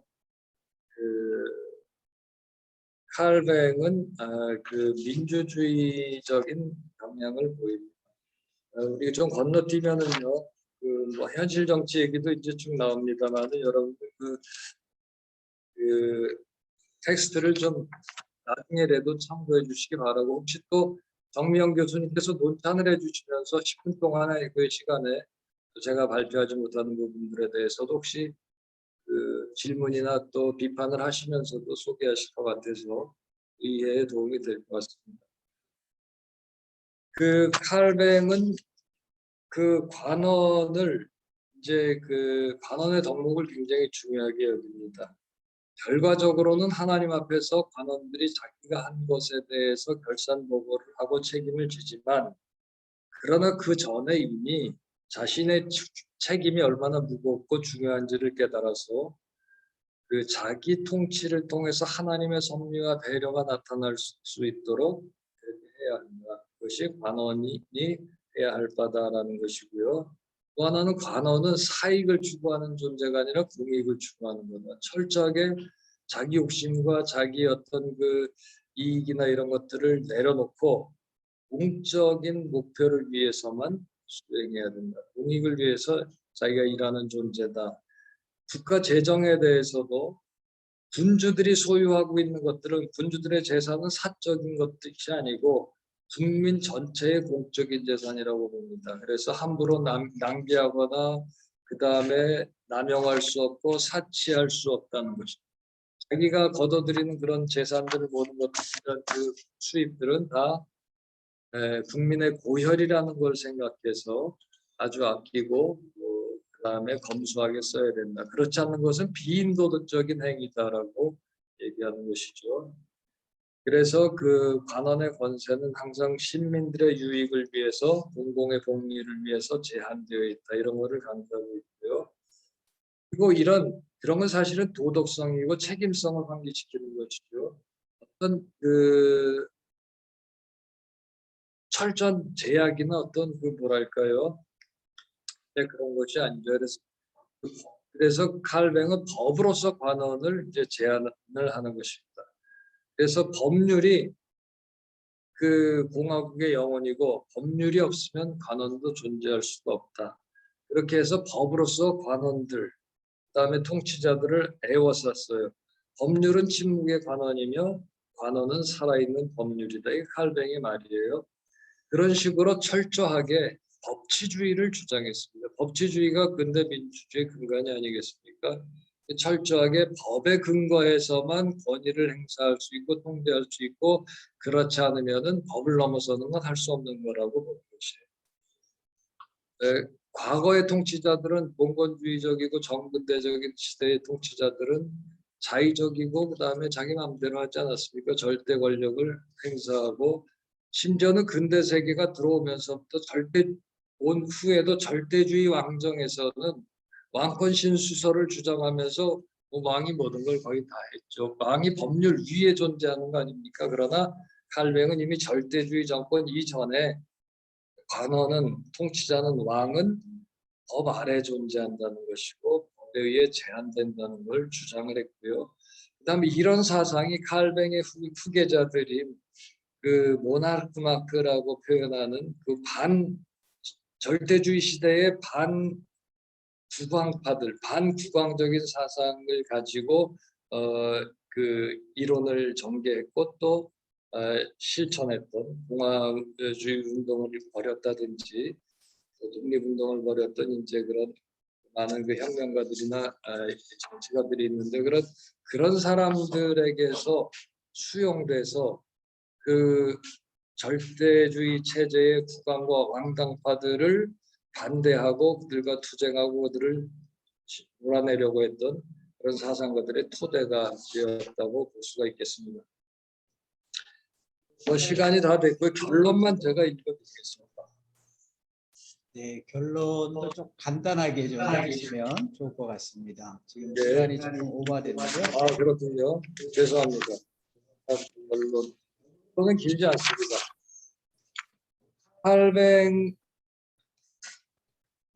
결국은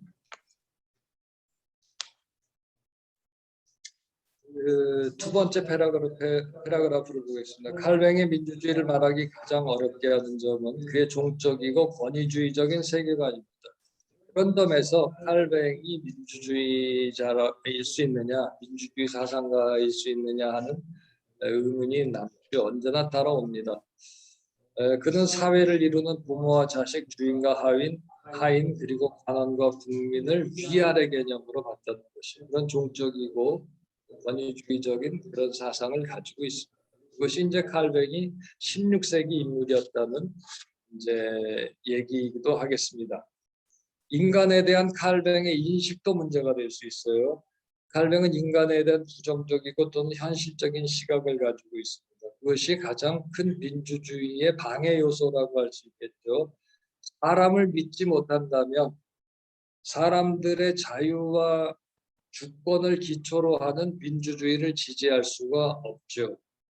그러니까 개인들이 사사로이 관원들에 대해서 불복하거나 폭군을 제어하는 그런 것들을 금지했던 것도 그렇고 우리가 이 논문에서 자세히 보지 않았지만은 다수 인민의 통치인 민주주의를 무질서와 혼란에 빠지기 쉽다는 이유로 경계했던 것도 그 때문이에요.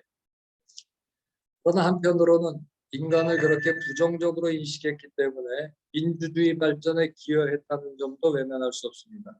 칼뱅은 인간의 욕심이나 결함을 고려해서 서로 협력하면서도 감시하는 권력의 분립을 주장했어요. 관원이 무제한의 권력과 사욕을 추구할 수 있기 때문에 법으로서 그의 권한을 엄격히 제한하고 법의 테두리 안에서만 그들의 권위와 권력을 인정했습니다. 관원들의 문제에 대해서도 사사로운 개인들이 나서는 걸 반대했지만은 상위 관원들에 대해서는 하위 관원이, 하위 관원에 대해서는 상위 관원이 그 잘못된 건 권력남용, 그 다음에 혹은 전제정치 이런 것들을 견제하고 해결하고 감시하고 해결하는 그런 제도적인 방식으로 결국은 제시한 것이죠. 그러니까 귀족정과 민주정의 혼합정을 말함으로써 귀족정이 가진 과두정의 위험과 민주정이 가진 혼란의 위험을 동시에 없애면서 그 둘의 장점을 살리는 근대식으로 말해서 대의 정치입니다. 대의 정치를 선호했던 것도 마찬가지입니다. 그런 점들이 모두 그의 그 인간인식에서 비롯된 방안들이지만은 결과적으로는 철저한 법치주의, 권력의 분립과 상호견제, 합리적이고 제도적인 절차를 통한 권력 남용의 방지, 민주선거를 통한 엘리트들의 대의정치 이런 것들이 다 모두 근대 민주주의의 정치제도 속에 수렴되어 있고 중심을 이루는 그런 요소들이라는 것입니다. 그런 것들을 볼 때 칼뱅은 상당히 근대 민주주의 정치 발전에 큰 영향을 미쳤고 실제적으로도 기여한 점들이 많다 이렇게 평가를 보십니다. 시간이 지나서 죄송합니다. 감사합니다. 예, 감사합니다. 칼뱅의 정치 사상과 근대 민주주의의 관계에 대해서 큰 틀에서 여러 입장들 또 세부적인 부분에서 아주 세밀하게 얘기를 해주셨는데요. 저희가 사실은 이제 1시까지인데 우리 또 정미연 교수님께서도 1시에는 이제 나가셔야 되는데 시간이 제가 잘 조정을 못한 것 같습니다. 우리 정미연 교수님께서 논찬하실 때 내용적인 요약보다는 좀 질문을 위주로 좀 말씀해 주시고 발표자의 리스판스를 듣고 정미연 교수님 나가시더라도 저희가 토론을 조금은 더 할 수 있는 이렇게 진행하면 좋을 것 같은데요. 네, 정미연 교수님 논찬해 주시겠습니다. 예, 감사합니다. 연세대학교의 정미연입니다. 먼저 여러분들 다 잘 아시다시피 이호각 교수님께서 자본주의에 대한 굉장히 중요한 그런 책을 저술하셨고 그래서 칼뱅의 경제 정의에 대한 그런 내용들을 저희들이 많이 배울 수 있었는데 또 오늘은 근대 국가의 발전에 결정적인 요소인 자본주의와 민주주의의 두 축을 이해하는데 도움을 받을 수 있는 그런 귀한 발제 감사드립니다. 4분 남았네요. 1시까지요. 그런데 그 발표해 주신 내용에서도 우리가 잘 느낄 수 있었던 것처럼 16세기의 인물을 우리가 지금 2021년 9월 11일 현재에 이렇게 전달받게 되는데요. 마틴 루터나 홀드리히 스빙글리하고는 달리 같은 프랑스어를 사용하기는 했지만 이민자로서 또 그 제네바의 상황에서 종교 개혁을 이끌어갔던 칼뱅에게는 또 굉장히 또 어려움이 많이 있었는데 그런 의미에서 하나의 현실 정치에 부합하면서도 그 법을 강조하는 그런 상황에서 민주주의의 기본적인 토대를 놓았다라는 그런 말씀으로 이해했습니다. 그리고 또한 그 성서 해석도 마찬가지지만 그 칼뱅의 본문을 그냥 문자주의적으로만 이해를 하냐, 그리고 그냥 맥락 없이 딱 몇 가지의 구절만 떼어서 그것을 인용해서 또 확대 재생산을 하냐, 아니면 그런 전반적인 상황을 이해하면서 그의 제 사상이나 아니면은 그런 표현들, 개념들을 이해하냐 하는 그런 차이가 결정적인 듯한데 그런 이렇게 전체적인 맥락 속에서 어느 그 종교 개혁자를 이해한다라고 하는 것은 이호각 교수님처럼 많은 자료들을 1차 자료뿐만이 아니라 또 거기에 대한 2차 분석, 해석 그것을 하실 수 있는 분들에게서나 가능한 작업이 아닐까 하는 생각을 하게 됩니다. 이제 그렇지 않은 경우가 오히려 문자적으로 몇몇 구절만을 인용하면서 칼뱅을 굉장히 또 왜곡하는 그런 경우가 많이 있다라고 생각되는데 오늘 그런 점에서 균형 감각을 가지시고 저희들에게 이 내용을 전달해 주신 교수님께 감사드리고요. 지금 화면 보이시는 거죠? 제가 공유하고 있는 화면 보이시는 거죠? 예, 공유하면 잘 보입니다. 네, 그 썼던 그런 내용들을 요약하는 부분은 그냥 넘어가겠습니다. 그래야지 제가 이호계 교수님의 답변을 이제 조금 더 들을 수가 있을 것 같습니다. 그래서 저는 다시 한번 그 교수님께서 말씀하신 내용을 요약하면서 제가 이해한 한도 내에서요. 그런데 조금 더 이해를 돕기 위해서 그리고 좀 더 뚜렷한 해명을 위해서 몇 가지 보완적인 설명을 요청드리고자 합니다. 첫 번째로는 관원과 복종에 대해서는 칼뱅의 기독교 강요와 성서 주석을 통해서 칼뱅 자신의 여러 언급을 제시하시는 데 비해서 저항권에 대해서는 오히려 그렇지 못한 점이 있었습니다. 이는 그 교수님께서 주장하시는 대로 칼뱅에게서는 오히려 위에 있는 권세에 대해 물론 상호 목적이기는 하지만 또 상호라고 하는 거기에 방점이 찍히기도 하겠지만 일단은 이 위에 있는 권세에 대한 복종을 강조했기 때문에 혹은 아니면은 그 칼뱅의 기독교 강요와 성서 주석 해석에도 여전히 그런 관점의 차이나 해석의 여지가 있는 건지 그걸 질문드리고 싶습니다. 덧붙여서 저항권이 구체화되어진 것은 그러면은 칼뱅 자신보다는 그 이후에 칼뱅의 사상에 영향을 받았던 인물들에 의해서 더 발전됐다라고 그렇게 해석이 가능하다면 이 점에서는 칼뱅보다는 칼뱅주의가 이 사상을 발전시킨 데에 더 포괄적으로 기여한 것인가 하는 것이 제 질문입니다. 두 번째 부분의 질문은요. 결론 부분에서 교수님께서는 인간에 대한 칼뱅의 부정적인 평가가 민주주의 발전에 기여할 수 있었다는 것을 인간의 욕심이나 결함을 고려해서 서로 협력하면서 견제하고 감시하는 그런 권력의 분립의 관점에서 주장하셨습니다. 이에 비추어서 볼 때 칼뱅의 인간론의 차원에서 그러니까 교약적인 그런 관점에서 권력의 분립과 상호 견제 또 합리적이고 제도적인 절차를 통한 권력 남용의 방지 등을 언급하는 그런 기독교 강요의 구체화된 내용들 혹시 제시해 주실 수 있는지 하는 걸 여쭙고 싶습니다. 세 번째로는 마기스트라 관원에 대해서 칼뱅의 기독교 강요에서의 개념 정의에 따라 하나님이 이 관원을 세우신 존재임을 강조하고 의무보다는 관원의 권리에 대해서 상대적으로 더 많이 설명을 하셨는데요. 시민에게는 저항권이라는 권리 주장보다는 복종이라는 의무가 더 많이 부각이 된 듯합니다.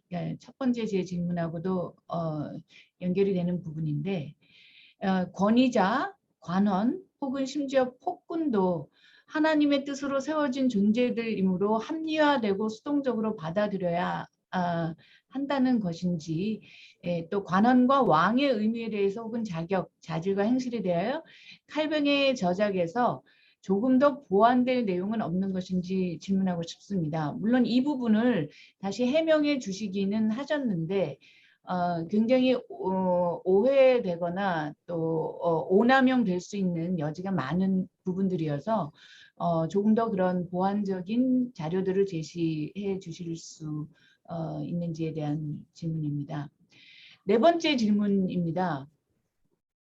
관원들의 권리를 옹호하는 데 있어서 1535년 민스터 사례 말씀도 하셨고 이렇게 제세례파와 뭐 민스터의 그 파와 제세례파를 언제 그 세밀하게 구분하는 거는 좀 남겨둔다고 하더라도요. 좀 총체적인 개념으로 이렇게 제세례파와 이단의 문제를 언급하였는데 제세례파에 대한 칼뱅의 자세는 일관되게 부정적이었는지 그 좀 여지를 묻고 싶습니다. 그 제 질문의 배경은 쭈리히의 종교개혁자 후드리히 츠빙글리의 경우에 물론 츠빙글리는 칼뱅하고 달리 초기 스위스의 제세례파들과 친구 관계이기도 하고 사제 간의 관계였기도 했기 때문에 그 접근 방법이 좀 다르기도 하겠습니다만 제세례파를 일방적으로 폭도로 내몰지 않았습니다. 그리고 사회 혼란의 원인이 제세례파에게 있는 게 아니라 본질적으로 교회 지도자들과 또 이들과 결탁했던 고위급 관원들의 문제라고 하는 것을 이제 신랄하게 지적한 바가 있습니다. 그래서 제세례파하고 거리두기를 했지만 이 사람들에게 모든 그런 사회 혼란을 야기하는 그런 주범으로 몰아세우는 그런 거에 대해서 굉장히 자제한 바가 있었는데요. 칼뱅에게서는 이런 차별화된 태도를 찾아볼 수 없었던 것인지 하는 그런 질문을 드려보게 됩니다.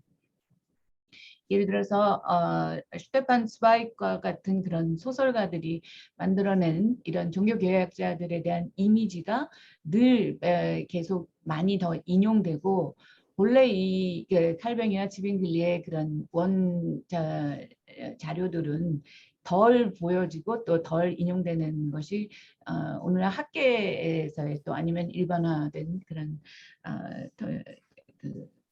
인식이기 때문에 이왕 저희들에게 소개해 주시는 김에 그런 1차 자료를 통한 이런 내용들을 혹시 좀 보완받을 수 있을까 해서 몇 가지 질문 드렸습니다. 좋은 발표해 주시고 많은 배움을 갖게 해주신 이호각 교수님께 감사드리면서 논찬을 마치고자 합니다. 고맙습니다. 네, 감사합니다. 정미연 교수님 귀한 논찬과 날카로운 질문들 감사드리고요.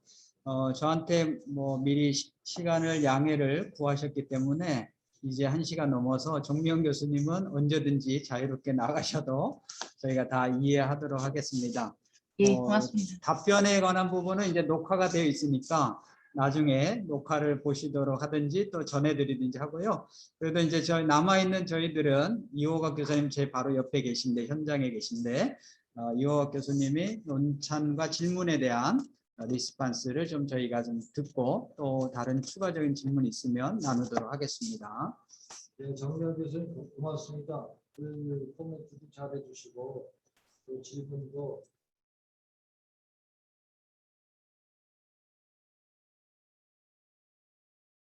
어쩌면 같은 시기를 계속 신학을 가르치는 한 동료로서 한 20년, 30년 보낸 것 같아요. 근데 아주 훌륭한 학적을 많이 세우시고 또 직인들과 종교계 부자들과 조직 신앙까지 다 아울러서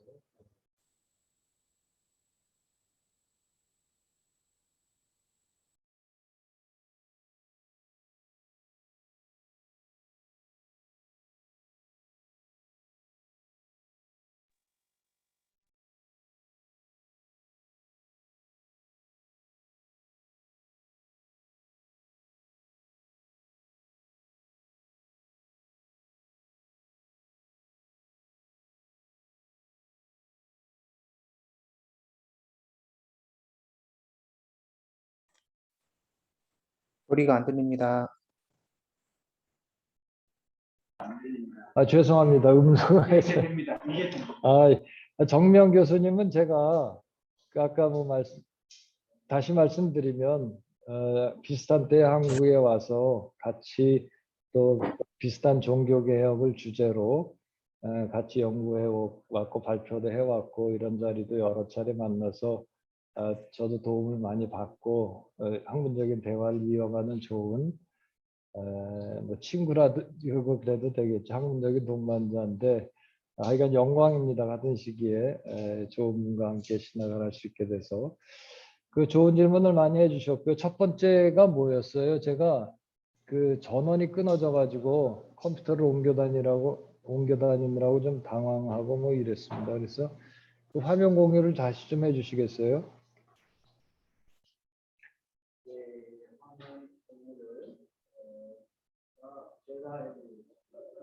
한번 좀 부탁드립니다.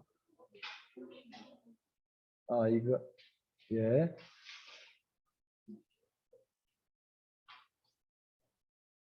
좀 키워야 될 것 같은데 글씨가 너무 작은데요. 이건가? 올려봐 주세요. 1번 질문. 예. 그 칼뱅은 사실은 저항권의 사상을 그렇게 발전시키지 않았어요. 사사로운 개인들이 그 관원이나 국왕에 대해서 저항하거나 불복종하는 것을 반대했습니다. 그 이유는 아까 현실 정치라는 걸 말씀드렸는데요. 아마 그 칼뱅 자신의 그 사상이 관원이나 국왕은 하나님이 세운 그런 하나님의 대관이고 부관이기 때문이라는 그런 사상을 토대로 하고 있기는 하지만은 동시에 기독교 강요를 쓴 게 1536년 아닙니까? 발표한 게 실제적으로는 1535년 8월인가 9월 달에 거의 다 완성을 했습니다. 그 다음에 출판 과정을 거치는 것이죠. 그 다음에 이듬해 3월 달에 출판을 했는데 그래서 기독교 강요 서문이 1535년 8월 달에 그 완성이 됩니다. 그 내용이 이제 프랑스와 1세 국왕에게 보내는 자기가 기독교 강요를 왜 쓰게 됐고 그 다음에 이것이 어떤 책이고 또 그렇기 때문에 국왕에게 어떤 것들을 요구하고 청원하는 그런 내용이에요. 이 프랑스 종교개혁의 그 결정적인 키를 프랑스와 1세가 쥐고 있기 때문에 프랑스와 1세에게 간청하는 그런 내용들이 굉장히 많이 있지 않습니까? 그런 점에서 그 국왕에 대한 불복종을 그 책에 기록을 한다든지 저항권을 강조하고 또 발전시킨다든지 하는 것이 태생적으로 한계가 있습니다. 그런 점에서 칼뱅의 저항권 사상은 제한된다는 것이고요. 그 다음에 내용도 상당히 좁습니다. 단지 전혀 불가능한 게 아니다. 국왕이 하나님의 명령과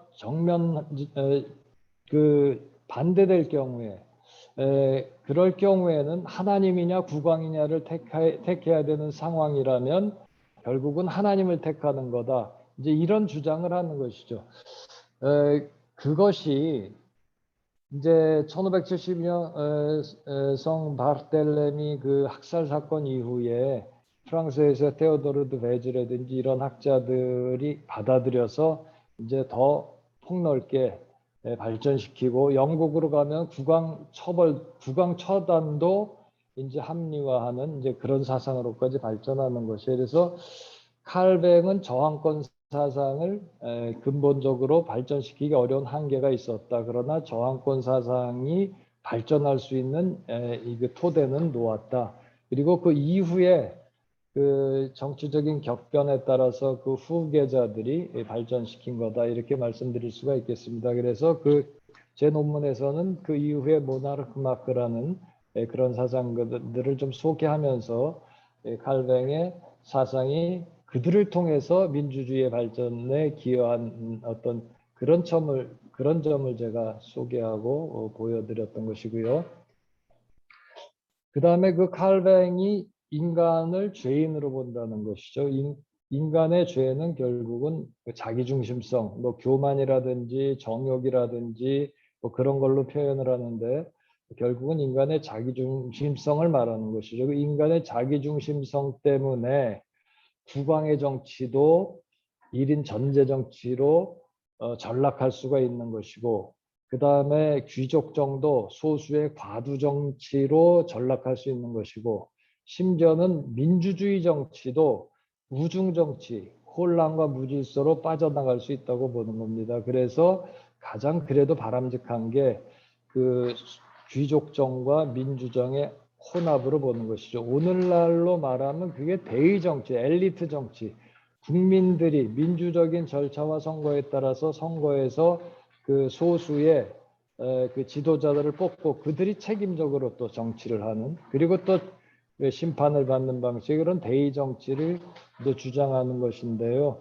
그 인간의 그런 죄성, 자기중심성 때문에 결국은 그런 대의 정치로까지 이어지는 민주 발전의 과정을 거치게 된다는 그런 말씀을 드릴 수가 있겠습니다. 그 다음에 관원에 대해서는 사실은 관원이 국민들에 대해서 어떻게 하는지 제가 많이 소개시켜드리지 못했을 것 같은 생각이 들어요. 이런 평가를 하시는 거 보니까. 그러나 국민들이 관원에 대해서 복종하고 따라야 한다는 것만큼 혹은 그 이상 관원이 국민들에 대해서 어떻게 해야 하는지, 부모가 자식들에 대해서 어떻게 해야 하는지, 상전들이 하인들이나 그다음에 어려움을 겪는 사람들에 대해서 어떻게 해야 하는지, 그런 어떤 책임과 과제도 상당히 많이 얘기를 합니다. 그런 점에서 칼뱅이 명시적으로 상호 계약이라든지 통치 계약이라든지 뭐 이런 얘기는 안 했지만은 사실상 상호 의무를 강조했다는 점을 말씀드리고 싶습니다. 그 다음에 제세례파에 대해서 칼뱅은 그 제세례파와 개혁파를, 그 개혁교회 종교개혁을 분리시키고 차별화하고, 이제 그런 점에서 그 초기부터 제세례파와 반대되는, 제세례파를 비판하는 그 제세례파 논박이라든지, 그 다음에 푸시코, 깜빡했는데, 영혼의 그 불면이라는 한국말로 번역하면은 푸시코소마티크인가요? 그렇습니다. 그런 이제 책도 쓰고 그랬죠. 그래서 제세례파를 상당히 많이 비판한 건 사실이지만, 사실은 제세례파로부터도 영향을 받았어요. 즈빙글리가 그 제세례파 사람들을 제자로도 두고 그랬다고 말씀하셨는데, 칼뱅은 제세례파 사람을 자기 부인으로 맞이했습니다. 이들레트 드 비레가 제세례파 사람이었고요. 그 다음에 제세례파, 충실한 제세례파 사람의 부인, 미망인이었습니다. 이제 그런 사람이었는데, 특히 어떤 점에서 영향을 받았냐면요, 칼뱅이 제네바에 도입했던 디시플린, 권징, 훈련, 이런 측면에서 단지 말씀이 말씀으로 전파되는 것으로 끝나는 게 아니라 신자들의 실제적인 생활 속에까지 연장되고 연결돼서 신자들이 삶으로써 진정한 그리스도인이 되어야 된다는 그런 사상을 가지고 권징, 그다음에 교인들의 생활 훈련, 그래서 각종 규제들, 이제 이런 것들을 루터파나 다른 프로테스탄트 교파에 비해서 상당히 엄격하고 철저하게 하지 않았습니까? 그래서 오늘날도 칼뱅 하면 떠오르는 이미지가 상당히 엄격하고, 그 다음에 신자들의 자유를 제약하는, 혹은 또 이제 다른 말로 하면 성화, 삶을 강조했던 그런 경향성을 띠게 되는데 그런 점들이 이제 루터에게는 발견되지 않지 않습니까? 시빙글리에서도 그런 점들이 그렇게 발전되진 않지만 제세례파 속에서 그런 점들이 많이 발전되고 또 나타났던 것이고 또 그 칼뱅이 그런 점에서 영향을 받지 않았느냐 하는 그런 주장들, 그런 연구들이 있습니다. 저도 어느 정도는 충분히 가능하다고 보고요. 그런 해석을 저도 받아들이는 편입니다. 뭐 그런 정도로만 좀 말씀드릴 수가 있을까요? 뭐 대답이 충분할지 모르겠습니다. 그러나 뭐 일단 시간 관계상 이 정도만 제가 하고 다른 분들의 또 좋은 말씀, 질문들 받아보겠습니다. 네, 감사합니다. 사실 이제 시간이 벌써 15분, 16분이 오버돼서 다른 저들은 이제 다 끝났고 저희만 있는데 그래도 하나에 더 질문하고 싶으신 분이 계시면 한 번 더 기회를 드리고 마무리하도록 하겠습니다. 혹시 화면에 계신 분들 중에 혹시 질문이 있으실까요? 네, 김현주 교수님, 애플 트리니티 계시죠? 네. 네, 안녕하십니까. 예, 교수님 좋은 또 칼뱅에 대한 연구 감사드립니다. 많은 거 배웠고요. 시간이 없어서 그냥 지금 말씀하신 제세례파에 관련된 그런 질문 궁금한 거 하나 여쭤보고 싶습니다. 들리시나요, 잘? 네, 네네. 예, 잘 들립니다. 네. 그 칼뱅이 그 어떤 국민 저항이라는 거 그것을 이제 그 기독교 강요 그 마지막 편에 언급하면서 그 인스티튜트 그것을 마무리하는데 거기에서 뭐 제 생각은 그 칼뱅이 그 어떤 국민 저항권이라는 것은 그 프랑스 종교개혁 거기에 있어서 카톨릭 교회와 이제 종교개혁 교회의 어떤 차별성 또 종교개혁 교회의 어떤 정당성을 부여하기 위한 신학적인 어떤 전개라고 보고요. 이런 면에서 루터의 초기 신학이 그 굉장히 그 이런 국내 저항권을 이야기하고 있지는 않지만 다른 측면에서 어떤 개인의 그 성도의 그 성서에 대한 접근에 대해서 굉장히 자유로운 그 만인제사장주의의 의견을 피력했는데 이것이 제세례파의 폭동 같은 것으로 인해서 후기에 이제 뭐 초기에 그 사상이 전환되잖아요. 이 맥락에서 루터의 그 초기 사상과 그 칼뱅의 그 국민 저항권이라는 것 그것이 어떤 교감이 있었는지 그런 것이 좀 궁금합니다. 예, 질문 감사합니다. 좋은 질문이신데 그러려면 칼뱅과 루터의 사상을 다 통달해야 대답할 수 있는 그런 질문 같아요. 칼뱅이 루터의 영향을 받는 거 굉장히 많이 큰 영향을 받지 않습니까? 거의 제가 볼 때 거의 70~80%는 루터에게서 오고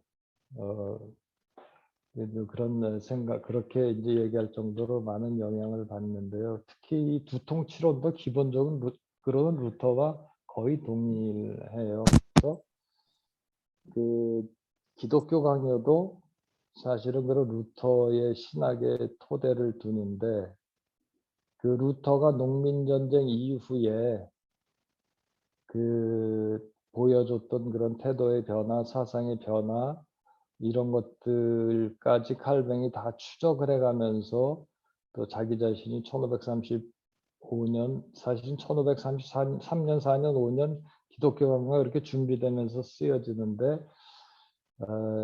그 다 추적하면서 영향을 받았으리라고 생각하기는 좀 무리일 것 같아요. 그래서 칼뱅은 루터의 비교적 초기 사상들의 영향을 좀 받지 않았을까 하는 그런 생각을 하고요. 그래서 뭐 그런 정도로만 제가 생각을 하고 말씀드리고 더 자세한 건 말씀드릴 수가 없겠습니다. 제가 모르는 부분들이 많은 것 같아요. 네, 감사합니다.